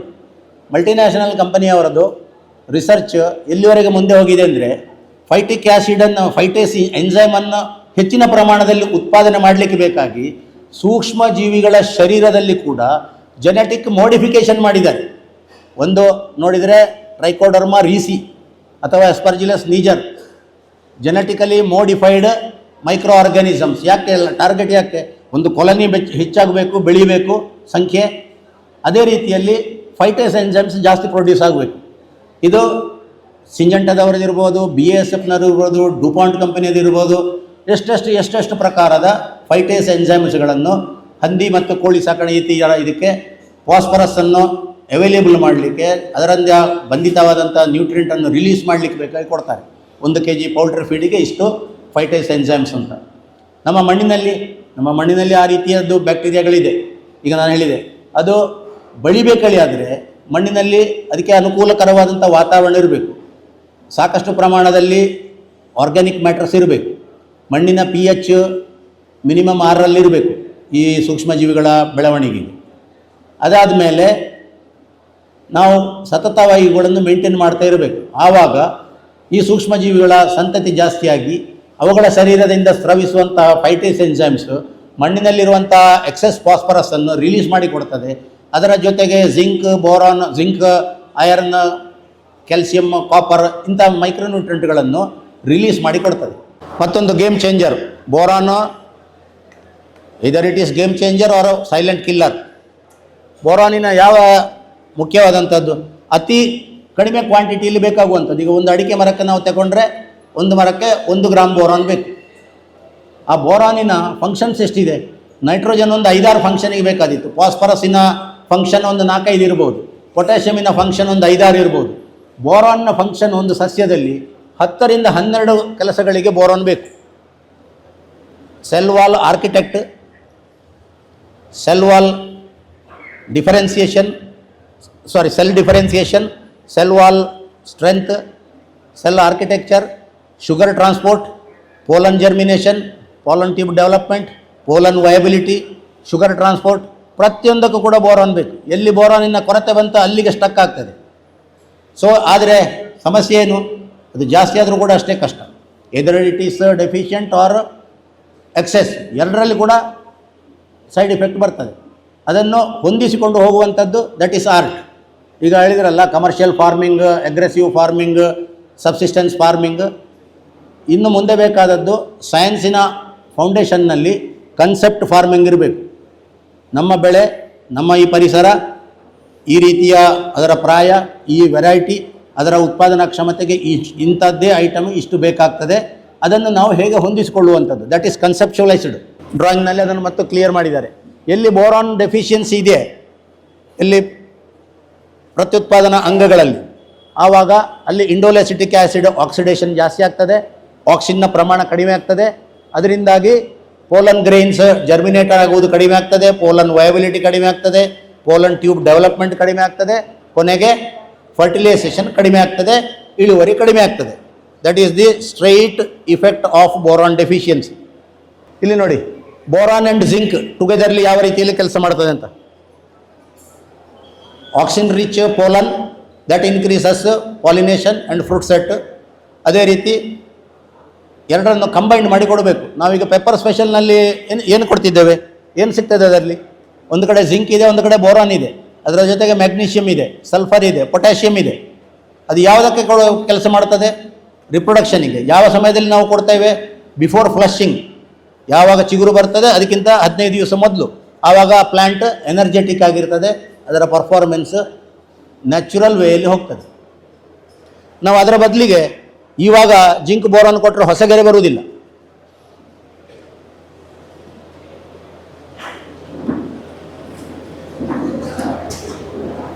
So quantity, time, that is also important. ಯಾವಾಗಲೂ ನಾವೊಂದು ಕೊಟ್ಟಿದ್ದೇವೆ ಅಂತ ಹೇಳಿದರೆ ಅದು ಊದುವ ಶಂಕ ಊದಿ ಆಯಿತು ಅಂತ ಆಗ್ತದಲ್ಲದೆ ಅದು ಪರಿಣಾಮಕಾರಿಯಾಗಿ ಸಿಗುವುದಿಲ್ಲ. ಇಲ್ಲಿ ನೋಡಿದರೆ ನೋಡಿ, 6ರಿಂದ 7 pH ಮಧ್ಯದಲ್ಲಿ ಇರುವಂತಹ pH ವ್ಯಾಲ್ಯೂ, ಅದರಲ್ಲಿ ಎಲ್ಲ ನ್ಯೂಟ್ರಿಯೆಂಟ್ಗಳು ಹೆಚ್ಚಿನ ಪ್ರಮಾಣದಲ್ಲಿ ಸಿಗ್ತದೆ. ಫಾಸ್ಫರಸ್ ಅಂತೂ 6.5 ಬೇಕಾಗ್ತದೆ. ಪ್ರತಿಯೊಂದು ನ್ಯೂಟ್ರಿಯೆಂಟ್ ಇದು ಕೂಡ ಇದು ಡಿಸಾಲ್ವ್ ಆಗಿ ಪ್ಲಾಂಟಿಗೆ ಹೈಯರ್ ಪರ್ಸೆಂಟೇಜಲ್ಲಿ ಸಿಗಬೇಕೇಳಿ ಆದರೆ ಐಡಿಯಲ್ pH ಯಾವುದು ಇರಬೇಕು. ನೈಟ್ರೋಜನ್ನಲ್ಲಿ ಅಮೋನಿಕಲ್ ಆದರೂ ಕೂಡ 5.5 ಬೇಕು, ನೈಟ್ರೇಟ್ ಆದರೆ 6 ಬೇಕು, ಫಾಸ್ಫರಸ್ಸಿಗೆ ಮಿನಿಮಮ್ 6 ಇರಬೇಕು, ಪೊಟ್ಯಾಷಿಯಮ್ 6.5ರಿಂದ 8ರವರೆಗೆ ಅತಿ ಉತ್ತಮ, ಮ್ಯಾಗ್ನೀಷಿಯಮ್ 6ರಿಂದ 7.5, ಸಲ್ಫರ್ 6.5ರಿಂದ 8, ಜಿಂಕ್ 5.5ರಿಂದ 7, ಕಬ್ಬಿಣ 5.5ರಿಂದ 6.5, ಮ್ಯಾಂಗನೀಸ್ 5ರಿಂದ 6.5, ಕಾಪರ್ 5.5ರಿಂದ 6.5, ಬೋರಾನ್ 5ರಿಂದ 7. ಸೊ ಮಿನಿಮಮ್ ಬ್ಯಾರಿಯರ್ ಯಾವುದಾಯ್ತು ಈಗ ಅಲ್ಲಿ ನೋಡಿದರೆ, ಆ್ಯಂಡ್ ಮ್ಯಾಕ್ಸಿಮಮ್ ಬ್ಯಾರಿಯರ್ ಯಾವುದು ಬೇಕಾಯಿತು? ಒಂದು 6 pH ರೇಂಜಿನಲ್ಲಿ ನಮ್ಮ ಮಣ್ಣಿನ ವ್ಯಾಲ್ಯೂ ಇದ್ದರೆ, pH ವ್ಯಾಲ್ಯೂ ಇದ್ದರೆ, ಎಲ್ಲ ಪೋಷಕಾಂಶಗಳು ಮಣ್ಣಿನಲ್ಲಿ ಇರುವಂಥದ್ದು ಉತ್ತಮ ರೀತಿಯಲ್ಲಿ ಕರಗಿ ಸಸ್ಯಗಳಿಗೆ ಉತ್ತಮ ಪ್ರಮಾಣದಲ್ಲಿ ಮ್ಯಾಕ್ಸಿಮಮ್ ರೇಂಜಲ್ಲಿ ಸಿಗ್ತದೆ. ಸಪೋಸು ಅದು ಕಡಿಮೆ ಇದೆ ಹೇಳಿ ಆದರೆ ನಾವು ಅದನ್ನು ಸುಣ್ಣ ಕೊಟ್ಟು ರೇಸ್ ಮಾಡಬೇಕು, ಏರಿಸಬೇಕು. ಅದು ಜಾಸ್ತಿ ಇದೆ ಹೇಳಿ ಆದರೆ ಜಿಪ್ಸಮ್ ಅಥವಾ ಸಲ್ಫರ್ ಹಾಕಿ ಅದನ್ನು ತಗ್ಗಿಸಬೇಕು. ಇದೇನಿದ್ರು ಕೂಡ ಟೆಂಪರರಿ. ಒಬ್ಬ BP ಪೇಷಂಟಿಗೆ ಬೆಳಿಗ್ಗೆ ಒಂದು ಟ್ಯಾಬ್ಲೆಟ್ ಕೊಡ್ತಾರೆ ಅವನ BP ಕಂಟ್ರೋಲ್ ಮಾಡಲಿಕ್ಕೆ ಅಂತ. ಅದು ಟು ಸಮ್ ಎಕ್ಸ್ಟೆಂಟ್ ಅದು ಕಂಟ್ರೋಲಲ್ಲಿ ಇರ್ತದೆ, ಆಮೇಲೆ ಪುನಃ ವೇರಿಯೇಟ್ ಆಗ್ತದೆ. ಅದೇ ರೀತಿಯಲ್ಲಿ pH ಒಂದು ಸಲ ನಾವು ಸುಣ್ಣ ಕೊಟ್ಟರೆ ಅದು ಪರ್ಮನೆಂಟ್ ಅಲ್ಲ, ಜಸ್ಟ್ 2-3 ಮಂತ್ಸ್ವರೆಗೆ ಅದರದ್ದು ಇಫೆಕ್ಟ್ ಇರ್ತದೆ, ಆಮೇಲೆ ಪುನಃ pH ವ್ಯಾಲ್ಯೂ ನಾರ್ಮಲ್ಸಿಗೆ ಬರ್ತದೆ. ನೋಡಿ, ಸ್ವಲ್ಪ ಕೆಳಗೆ ಹೋಗಿ, ಸ್ವಲ್ಪ ಮೇಲೆ ಹೋಗಿ, ಬ್ಯಾಕ್. ಈ ನಮ್ಮ ಹುಳಿ ಮಣ್ಣಿನಲ್ಲಿ, ಅಸಿಡಿಕ್ ಸಾಯಿಲ್ನಲ್ಲಿ pH ಮೇಂಟೈನ್ ಮಾಡೋದು ಭಾಳ ಕಷ್ಟ. ಅದರಲ್ಲಿ ಯಾಕೆ ಕಷ್ಟ ಅಂದರೆ 6ರಿಂದ 6.5 ರೇಂಜಿನಲ್ಲಿದ್ದರೆ NPK ಸರಿಯಾಗಿ ಸಿಗ್ತದೆ, ಮೈಕ್ರೋನ್ಯೂಟ್ರಿಯೆಂಟ್ಗಳ ಸಾಲ್ಯುಬಿಲಿಟಿ ಅಂಡರ್ ಕಂಟ್ರೋಲಲ್ಲಿ ಇರ್ತದೆ. ಸಪೋಸ್ pH 6ರಿಂದ ಕಡಿಮೆ ಇದ್ದರೆ ಅಥವಾ 5ಕ್ಕೆ ಬಂತಳಿ ಆದರೆ ಹೆಡೇಕ್ ಜಾಸ್ತಿ ಆಗ್ತದೆ. ಬೇಕಾದಂಥ NPK ಮತ್ತು ಸೆಕೆಂಡರಿ ನ್ಯೂಟ್ರಿಯೆಂಟ್ಸ್ ಅದು ಕರಗೋದು ಕಡಿಮೆ, ಸಿಗುವುದು ಕಡಿಮೆ. ಬೇಕಾದಂತಹ ಅತಿ ಅಲ್ಪ ಪ್ರಮಾಣದಲ್ಲಿ ಬೇಕಾಗುವಂತಹ ಮೈಕ್ರೋನ್ಯೂಟ್ರಿಯೆಂಟ್ ಅದರ ಕರಗುವಿಕೆ ಹೆಚ್ಚು, ಸಸ್ಯಗಳಿಗೆ ಸಿಗುವುದು ಜಾಸ್ತಿ. ಅಲ್ಲಿ ಪುನಃ ಪ್ಲ್ಯಾಂಟಿಗೆ ಸ್ಟ್ರೆಸ್ ಕೊಡ್ತದೆ. ಅದರಲ್ಲಿ ಕೂಡ ಎಕ್ಸ್ಚೇಂಜಬಲ್ ಆ್ಯಸಿಡಿಟಿ ಅಂತ ಬೇರೆಯೇ ಇದೆ. ಈಗ ನಮ್ಮದು ಹೆಚ್ಚು ಮಳೆ ಬೀಳುವಂಥ ಪ್ರದೇಶ, ಹೈಡ್ರೋಜನ್ ಕಾನ್ಸಂಟ್ರೇಷನ್ ಜಾಸ್ತಿ ಆದಾಗೆ pH ಡೌನ್ ಆಗ್ತದೆ. ಅದಲ್ಲದೆ ನಮ್ಮ ಮಣ್ಣು ಅದು parental rock granite, that is also acidic in nature. So ಎಷ್ಟು ಮಳೆ ಬಿತ್ತೋ ಅಷ್ಟು pH ಡೌನ್ ಆಗ್ತದೆ. ಅದೊಂದು ಲೆವೆಲಿಗೆ ಬಂದಾಗ ಮಣ್ಣಿನಲ್ಲಿರುವಂಥ ಹೈಡ್ರೋಜನ್ನು ಮತ್ತು ಅಲ್ಯೂಮಿನಿಯಮ್ ಅದು ಕಂಬೈನ್ ಆದರೆ ಮುಗೀತು. ಮತ್ತೆ ಅದಕ್ಕೆ ಎಕ್ಸ್ಚೇಂಜಬಲ್ ಆ್ಯಸಿಡಿಟಿ ಹೇಳ್ತಾರೆ. ಅದಕ್ಕೆ ಬೇಕಾಗಿ ನಮ್ಮ ಮಣ್ಣಿನ pH 5ವರೆಗಿಂತ ಕೆಳಗೆ ಹೋಗಲೇಬಾರದಾಗಿ ನೋಡಿಕೊಳ್ಳುವಂಥದ್ದು ಅದು ನಮ್ಮ ಜಾಣತನ ಹೇಳಬೇಕಷ್ಟೆ. ಯಾಕಂದರೆ 5ವರೆಗಿಂತ ಕೆಳಗೆ ಹೋದರೆ at any time exchangeable acidity active ಆದರೆ ಮತ್ತೆ ಅದನ್ನು ಹ್ಯಾಂಡಲ್ ಮಾಡಲಿಕ್ಕೆ ಕಷ್ಟ ಆಗ್ತದೆ. ಮೋಷನ್ ಮಾಡುವಾಗ ಒಂದು ಗೆಡ್ಡೆ ಥರ ಹೊರಗೆ ಬರುತ್ತೆ, ಕೆಲವರಿಗೆ ಖಾಲಿ ತುರಿಕೆ ಇರುತ್ತೆ, ಕೆಲವರಿಗೆ ಅಲ್ಲಿ ನೀರಿನ ಅಂಶ ಬರುತ್ತೆ, ರಕ್ತ ಬೀಳ್ತದೆ ಮೋಷನ್ಗೆ ಹೋದಾಗ, ಕೆಲವರಿಗೆ ತಡ್ಕೊಳ್ಳೋಕೆ ಸಾಧ್ಯ ಇಲ್ಲ, ಆ ತರ ನೋವಿದ್ರೆ ಪೈಲ್ಸ್, ಪಿಸ್ತುಲಾ ಮತ್ತು ಬಗಂತರ್ ಅಂತ ಹೇಳಿ ಈ 3 ಪ್ರಾಬ್ಲಮ್ ಇದ್ರೆ ಯಾವುದೇ ಕಂಡೀಷನ್ ಅಲ್ಲಿ ಪೇಷಂಟ್ ಇಲ್ಲಿಗೆ ಬರಲಿ, ಅವರಿಗೆ ನಾವು ಹೇಳೋದು ಇಷ್ಟೇ, ಒಂದು ಡೋಸ್ ಔಷಧಿ ಕುಡಿದು ನೀವು ಇಲ್ಲಿಂದ ಹೋಗ್ಬೋದು, ನೀವು ಇನ್ನು 1 ದಿವಸ ಬಿಟ್ಟು ಬಂದು ಔಷಧಿ ತಗೊಂಡು ಹೋಗಿ ಅಂತ ಹೇಳಿ. ಕಳೆದ 3 ವರ್ಷದ ಒಂದು ಶಾರ್ಟ್ ಪೀರಿಯಡ್ ಕೋಮಳ ಗಣಪತಿ ಅಣ್ಣನವರದ್ದು ನನಗೆ ಪರಿಚಯ 2021ರಲ್ಲಿ ಆಯಿತು. ಆ ನಂತರ ಅವರು ನನ್ನನ್ನು ಸ್ವಲ್ಪ ಮೋಟಿವೇಟ್ ಮಾಡಿದರು. ಇಲ್ಲಿ 22ರಲ್ಲಿ ಎಲೆ ಚುಕ್ಕಿರುವಾಗ ಗಂಭೀರವಾಗಿದ್ದಾಗ ನಾನು ನನ್ನ ಆ್ಯಕ್ಟಿವಿಟಿ ಶುರು ಮಾಡಿದ್ದೆ. 700 ಟೋಟಲ್ ಸಾಯಿಲ್ ಸ್ಯಾಂಪಲ್ಸ್ ನಾನು ಕೃಷಿಕರ ಕೈಯಿಂದ ಕೇಳಿ, ಫೋನ್ ಮಾಡಿ ಕೇಳಿ ಸಾಯಿಲ್ ಸ್ಯಾಂಪಲ್ಸ್ ತರಿಸಿ ನಮ್ಮ ಲ್ಯಾಬ್ನಲ್ಲಿ ನಾನು ಅದನ್ನು ಟೆಸ್ಟ್ ಮಾಡಿದ್ದೆ. ಒಂದು 10-50 ಟೆಸ್ಟ್ ಆದ ತಕ್ಷಣ ನಮ್ಮ ಕೆಮಿಸ್ಟ್ ಹೇಳಿದರು, ಸರ್ ಇನ್ನೂ ಸಾಕು ನಿಲ್ಲಿಸಿ ಬಿಡುವ ಅಂತ. ಯಾಕೆ ಕೇಳಿದೆ, ನಮಗೊಂದು ಲೆಂದಿಯಾಗಿ ಅದನ್ನು ಡೀಪಾಗಿ ಹೋಗಬೇಕು ಹೇಳ್ಕೊಂಡು. ಇಲ್ಲ, ನಮ್ಮ ಮಣ್ಣಿನಲ್ಲಿ ಅಲ್ಲಿ ಎಂಥದ್ದು ಇಲ್ಲ. ಒಂದು ಅಸಿಡಿಟಿ ಇದೆ, ಎರಡನೇದಾಗಿ ಆರ್ಗ್ಯಾನಿಕ್ ಕಾರ್ಬನ್ ಕಡಿಮೆ, ಮೂರನೇದಾಗಿ ಫಾಸ್ಫರಸ್ ಮತ್ತು ಕಾಪರ್ ಸಿಕ್ಕಾಪಟ್ಟೆ ಇದೆ. ಕಾಪರ್ ಅಂದರೆ ನಾವು ಮೈಲ್ ತೊತ್ತು ಬಿಡ್ತೇವೆ, it is quite natural. Phosphorus ಸಿಕ್ಕಾಪಟ್ಟೆ ಇದೆ. ಜಿಂಕ್ ಮಾಡ್ರೇಟ್ ಆಗಿದೆ ಮತ್ತು ಡೆಫಿಷಿಯೆಂಟ್ 50-50ಯಲ್ಲಿದೆ. ಬೋರಾನ್ ಕೂಡ 50-50 ರೇಂಜಲ್ಲಿದೆ. ಇನ್ನು ಸುಮ್ಮನೆ ಎಷ್ಟರಲ್ಲಿ ಟೆಸ್ಟ್ ಮಾಡೋದು ಹೇಳ್ಕೊಂಡು. ಇಲ್ಲ, ನಾನು ಇದನ್ನು ಕಂಟಿನ್ಯೂ ಮಾಡುವ. ನಮಗೆ ಬೇರೆ ಬೇರೆ ತಾಲೂಕು ವಹಿಸಬೇಕು ಡಾಟಾ, ಬೇರೆ ಬೇರೆ ಏರಿಯಾ ವಹಿಸಬೇಕು, ಕ್ರಾಪ್ ವಹಿಸಬೇಕು. ನಮ್ಮಲ್ಲಿ ಒಂದು ಡಾಟಾ ಇರ್ತದೆ ಅಂತ ಈ ಒಂದು 3 ವರ್ಷದಲ್ಲಿ 700 ಸಾಯಿಲ್ ಸ್ಯಾಂಪಲ್ಸ್ ನಾವು ಅನಲೈಸ್ ಮಾಡಿದ್ದಾಗಿತ್ತು. ಒಂದು ಸ್ಯಾಂಪಲ್ ಟೆಸ್ಟ್ ಮಾಡಲಿಕ್ಕೆ 2 ಡೇಸ್ ಬೇಕಾಗ್ತದೆ. ಅದರದ್ದು ವಿಡಿಯೋ ಮಾಡಿ ನಾನು ಫಾರ್ಮರ್ಗಳಿಗೆ ಅದರ ಕ್ಲಿಪ್ಪಿಂಗ್ ಕಳಿಸಿದ್ದೆ. ಯಾವ ರೀತಿಯಲ್ಲಿ ಪರೀಕ್ಷೆ ಮಾಡ್ತೇವೆ, ಅದರ ಪರಿಣಾಮ ಏನಿದೆ, ಯಾವುದು ಹೆಚ್ಚಿದೆ, ಯಾವುದು ಕಡಿಮೆ ಇದೆ ಅಂತ. ಫಾಸ್ಫರಸ್ ಜಾಸ್ತಿ ಇದ್ದವರಲ್ಲಿ ನಾನು ರಿಕ್ವೆಸ್ಟ್ ಮಾಡಿಕೊಂಡೆ, ಕಡಿಮೆಯಲ್ಲಿ ಇನ್ನು 2 ವರ್ಷ ಕಾಲ ನೀವು ಯಾವುದೇ ರೂಪದಲ್ಲಿ ಫಾಸ್ಫೆಟಿಕ್ ಫರ್ಟಿಲೈಸರ್ ಉಪಯೋಗಿಸಬೇಡಿ ಅಂತ. ರಾಕ್ ಫಾಸ್ಫೇಟ್ ಇರ್ಬೋದು ಅಥವಾ ಕಾಂಪ್ಲೆಕ್ಸ್ ಫರ್ಟಿಲೈಸರ್ ಇರ್ಬೋದು. ಯಾಕೆಂದರೆ ಆಗಲೇ ಧರ್ಮರಾಜ್ ಸರ್ ಹೇಳಿದರು, ಕರೋಡು ನೋಡ್ಸ್, ಒಬ್ಲಿಕ್ ನೋಡ್ಸ್ ಅಡಿಕೆಯಲ್ಲಿ ನೀವೊಂದು ತೋಟವನ್ನು ಹೋಗಿ ನೋಡಿದರೆ ಗೊತ್ತಾಗ್ತದೆ. ಅದರಲ್ಲಿ ಒಂದು 500 ಅಡಿಕೆ ಮರ ಇದೆ 1 ಎಕರೆಯಲ್ಲಿ. ನಾಳೆ ಬೇಕಾದರೆ ನೀವು ಹೋಗಿ ಒಂದು ಅಬ್ಸರ್ವೇಷನ್ಗೆ ಅಥವಾ ಒಂದು ಸೆನ್ಸಸ್ ಶುರು ಮಾಡಿ, ಒಂದು ಕಾನೇಶ್ ಮಾರಿ, ಈ ಒಂದು 500 ಮರಗಳಲ್ಲಿ ಎಷ್ಟು ಮರಗಳಲ್ಲಿ ಓರೆಗಂಟು ಇದೆ ಅಂತ. ಆ ಓರೆಗಂಟು ಶುರುವಾದದ್ದು ಎಲ್ಲಿಂದ ಅಂತ ನೋಡಿಕೊಳ್ಳಿ. ಕೆಳಗಿನಲ್ಲೇ ಇದೆಯಾ, ಮಧ್ಯದಿಂದಲೇ, ಅಥವಾ ಕ್ರೌನ್ ಪೋರ್ಷನ್ನಲ್ಲಿ ಉಂಟಾ, ಎಲ್ಲಿ ಉಂಟು ಅಂತ. ಆಮೇಲೆ ನೀವು ನೆನಪಿಸಿಕೊಳ್ಳಿ, ಕಳೆದ 10 ವರ್ಷದಲ್ಲಿ ನೀವು ಎಷ್ಟು ಫಾಸ್ಫರಸ್ ಹಾಕಿದ್ದೀರಿ ಅಂತ. ಯಾಕಂದರೆ ಫಾಸ್ಫರಸ್ ಅಕ್ಯುಮುಲೇಟ್ ಆಯಿತು, ಜಿಂಕ್ ಹೀರಿಕೊಳ್ಳಲಿಲ್ಲ. ಜಿಂಕ್ ಸಿಗದಿದ್ದಾಗ ಕರೋಡ್ ನೋಟ್ಸ್ ಬಂತು, ಆಮೇಲೆ ಕ್ರೌನ್ ಬೆಂಡಿಂಗ್ ಆಯಿತು. ಸಮಸ್ಯೆ ಎಲ್ಲಿಗೆ ಬಂತು ಅಂದರೆ, ಅಕಾಲಿಕವಾಗಿ ಆ ಮರ ಮುರಿದು ಬಿದ್ದರೆ, ಒಂದು 15 ವರ್ಷ ಪ್ರಾಯದ ಮರ ಮುರಿದು ಬಿದ್ದರೆ ಅದು ಯುವಕ ಮಗ ಸತ್ತಾಗೆ, ಪುತ್ರ ಶೋಕಂ ನಿರಂತರಂ ಹೇಳ್ತಾರಲ್ಲ, ಅದೇ ರೀತಿಯಲ್ಲಿ ಒಂದು 35 ವರ್ಷ ಪ್ರಾಯದ ಮಂಗಳಾದ ಅದರ ಲೈಫ್ ಟೈಮಲ್ಲಿ ಆದರೆ ಆ ಮರ 15 ವರ್ಷದಲ್ಲಿ ಮುರಿದು ಬಿದ್ದರೆ ಅದರಿಂದ ಆಗುವಂಥ ಆರ್ಥಿಕ ಹಾನಿ ಎಷ್ಟು ಅಂತ ನೀವು ಕಲ್ಪಿಸಿಕೊಳ್ಳಿ. ನಾನು ಹೇಳಬೇಕು ಹೇಳಿಲ್ಲ. ಅದು ಯಾವುದರಿಂದಾಗಿ ಆಯಿತು, ಯಾಕಾಗಿ ಆಯಿತು? ಅಡಿಕೆ ಬೆಲೆ ಹೆಚ್ಚಿದ ಹಾಗೆ ಫರ್ಟಿಲೈಸರ್ ಹಾಕುವುದು ಜಾಸ್ತಿ ಆಗ್ತದೆ.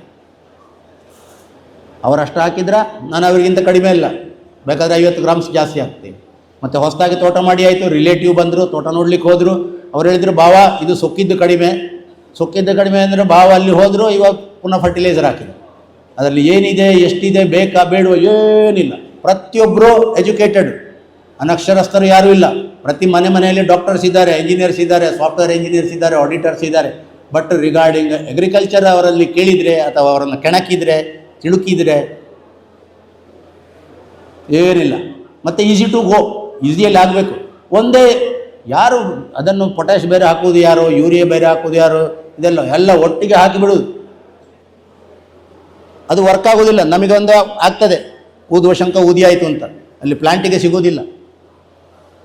ಅದಾದಮೇಲೆ ಸಾಯಿಲ್ ಟೆಸ್ಟಿನ ಡಾಟಾದ ಮೇಲೆ ನಾನು ಎಲ್ರಿಗೂ ಓಪನ್ಲಿ ರೆಕಮೆಂಡ್ ಮಾಡಿದ್ದೆ. ಎಲ್ಲ ವಾಟ್ಸಪ್ ಗ್ರೂಪ್ನಲ್ಲಿ ಹೇಳ್ತೇನೆ ನಾನು, ಫಾಸ್ಫರಸನ್ನು ಎಷ್ಟು ದೂರ ಇಡ್ತೀರೋ ಅಷ್ಟು ಒಳ್ಳೆಯದು ಅಂತ. ಇಲ್ಲಾದರೆ ಮೂಲೆಯಲ್ಲಿದ್ದಂತಹ ಕೊಡಲಿಯನ್ನು ಕಾಲಿಗೆ ಹಾಕಿಕೊಂಡಾಗ ಆಗ್ತದೆ.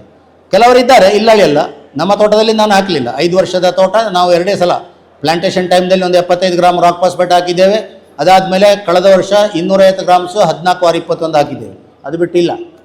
ಇಲ್ಲಿ ವಿಷ್ಣಣ್ಣ ಇದ್ದಾರೆ, ಅವರು 2 ವರ್ಷದಿಂದ ಫಾಸ್ಫರಸ್ನಿಂದ ಸನ್ಯಾಸ ತಗೊಂಡಿದ್ದಾರೆ. ಮತ್ತು ಕಳೆದ ವರ್ಷ ನಾನು ಅವರಿಗೆ ಹೇಳಿದ್ದು ಒಂದು ಸ್ವಲ್ಪ ಡೋಸ್ ಕೊಡಿ ಅಂತ.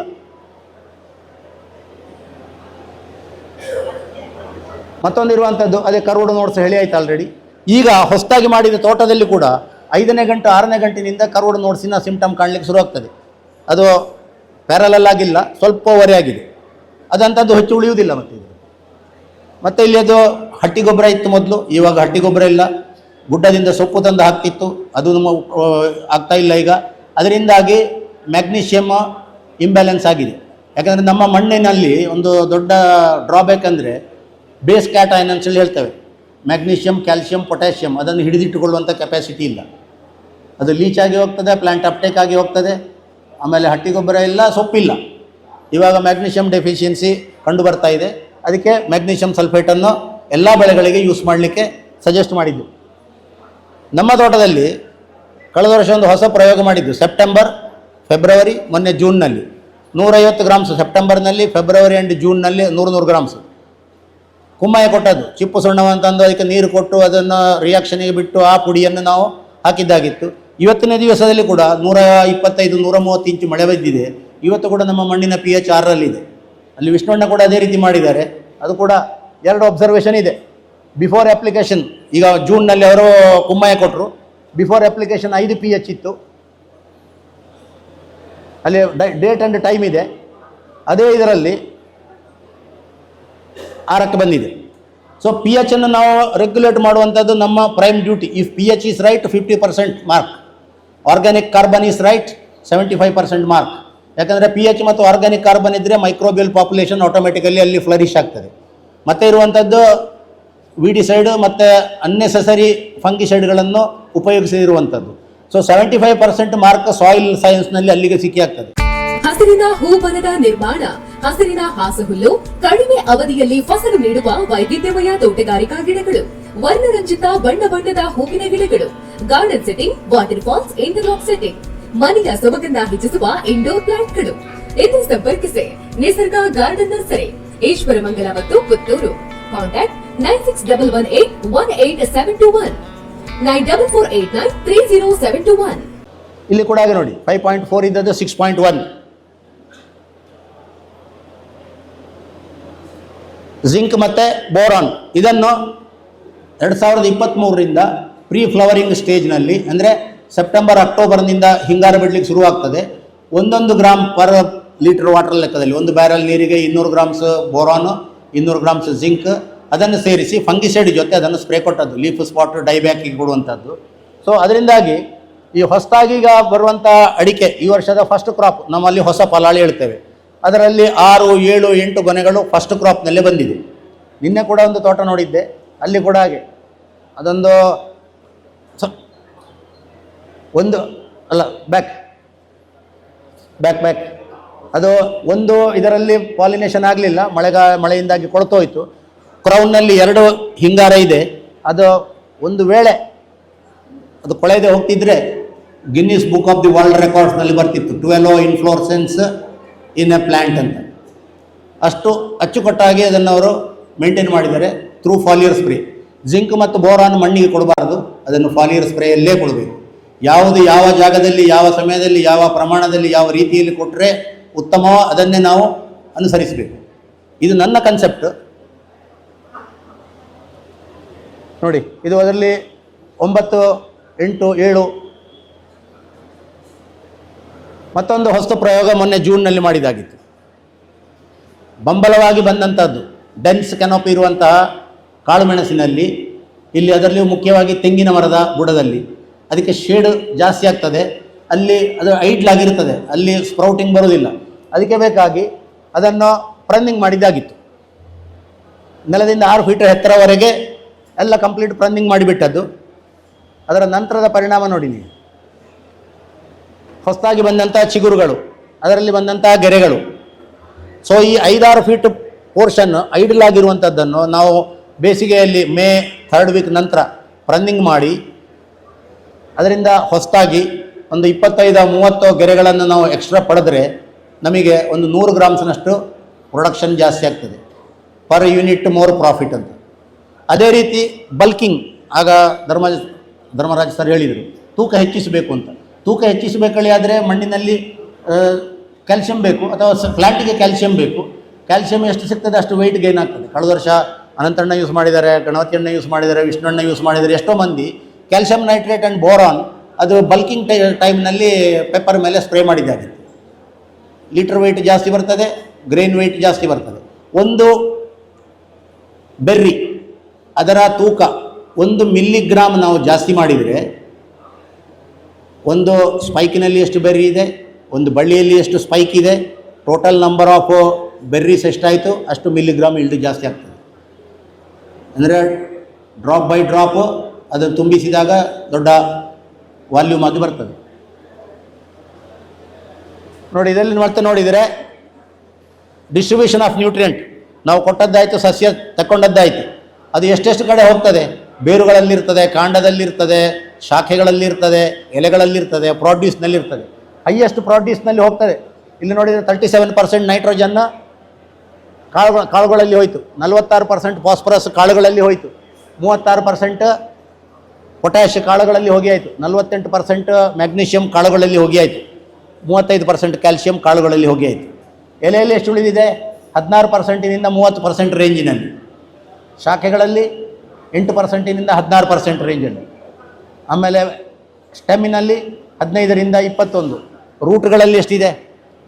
4 to 7% ರೇಂಜಿನಲ್ಲಿ. ಸೊ ಲೀಫ್ ಅನಾಲಿಸಿಸ್ ಮಾಡುವಾಗ ಇಂಡೆಕ್ಸ್ ಲೀಫ್ ಅಂತ ತಗೊಳ್ತಾರೆ.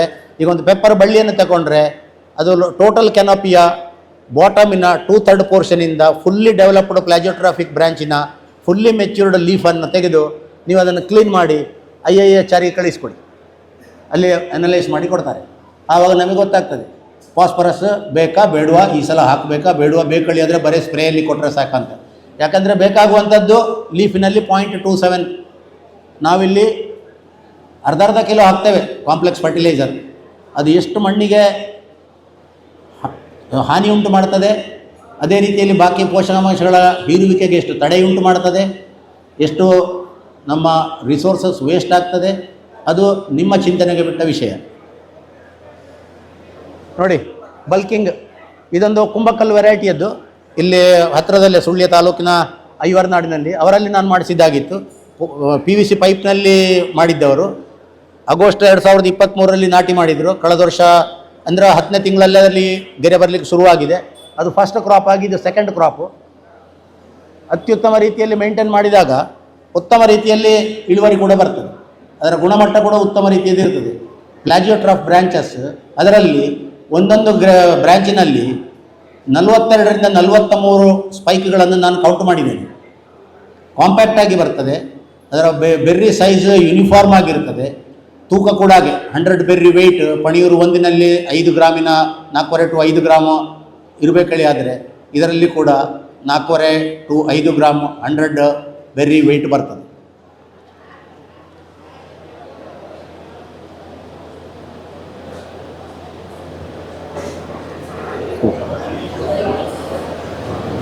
ನೋಡಿ, ಇದು 2 ನಾಟಿ ಮಾಡಿ 23 ತಿಂಗಳಾಯಿತು ಅಷ್ಟೇ. ಫುಲ್ ಕೆನೋಪಿ ಡೆವಲಪ್ ಆಗಿದೆ, ಅದೇ ರೀತಿಯಲ್ಲಿ ಬಂಬಲವಾಗಿ ಬಂದಿದೆ. ಗೆರೆಗಳ ಸಂಖ್ಯೆಯು ಕಾಳುಗಳ ಸಂಖ್ಯೆ ಅದರಲ್ಲಿ ಜಡ್ಲಿರುವುದಿಲ್ಲ. ಕಾಳುಗಳ ಸಂಖ್ಯೆ ಚೆನ್ನಾಗಿದೆ, ಆಕಾರ ಗಾತ್ರ ಎಲ್ಲ ಚೆನ್ನಾಗಿದೆ, ಅದರ ತೂಕ ಕೂಡ ಆಟೋಮೆಟಿಕಲಿ ಚೆನ್ನಾಗಿ ಬಂದೇ ಬರ್ತದೆ. ಇದೆಷ್ಟೆಲ್ಲ ಮಾಡಬೇಕೇಳಿ ಆದರೆ ಒಂದು ಸ್ಮಾರ್ಟ್ ಟಾರ್ಗೆಟ್ ಬೇಕಾಗ್ತದೆ. ನಾವು ಏನು ಬೆಳೆಸ್ತಿದ್ದೇವೆ, ಯಾವ ವೆರೈಟಿ ಬೆಳೆಸ್ತಿದ್ದೇವೆ, ನಮ್ಮ ಮಣ್ಣು ಹೇಗಿದೆ, ಅದನ್ನು ಯಾವ ರೀತಿಯಲ್ಲಿ ನಾವು ಉತ್ತಮ ರೀತಿಯಲ್ಲಿ ಸಂವರ್ಧನೆ ಮಾಡಿಕೊಂಡು ಹೋಗ್ಲಿಕ್ಕೆ ಸಾಧ್ಯ ಇದೆ. ಆದಷ್ಟು ರೋಗ ಟಾಲರೆಂಟ್, ಸಹಿಷ್ಣು ಅಂಥ ವೆರೈಟಿಗಳಿಗೆ ಫೋಕಸ್ ಮಾಡಬೇಕು. ಇಳುವರಿ ಅರ್ಧ ಕಿಲೋ ಕಡಿಮೆ ಆದರೂ ತೊಂದರೆ ಇಲ್ಲ. ಯಾಕಂದರೆ ನಮ್ಮ ಆ ಅರ್ಧ ಕಿಲೋ ಇಳುವರಿ ಜಾಸ್ತಿ ಸಿಕ್ಕಿದ್ದು ಅದು ಫಂಗಿಸೈಡ್ ಪೆಸ್ಟಿಸೈಡ್ ಸ್ಪ್ರೇ ಮಾಡಲಿಕ್ಕೆ ಆ ದುಡ್ಡು ಖಾಲಿ ಆಗ್ತದೆ.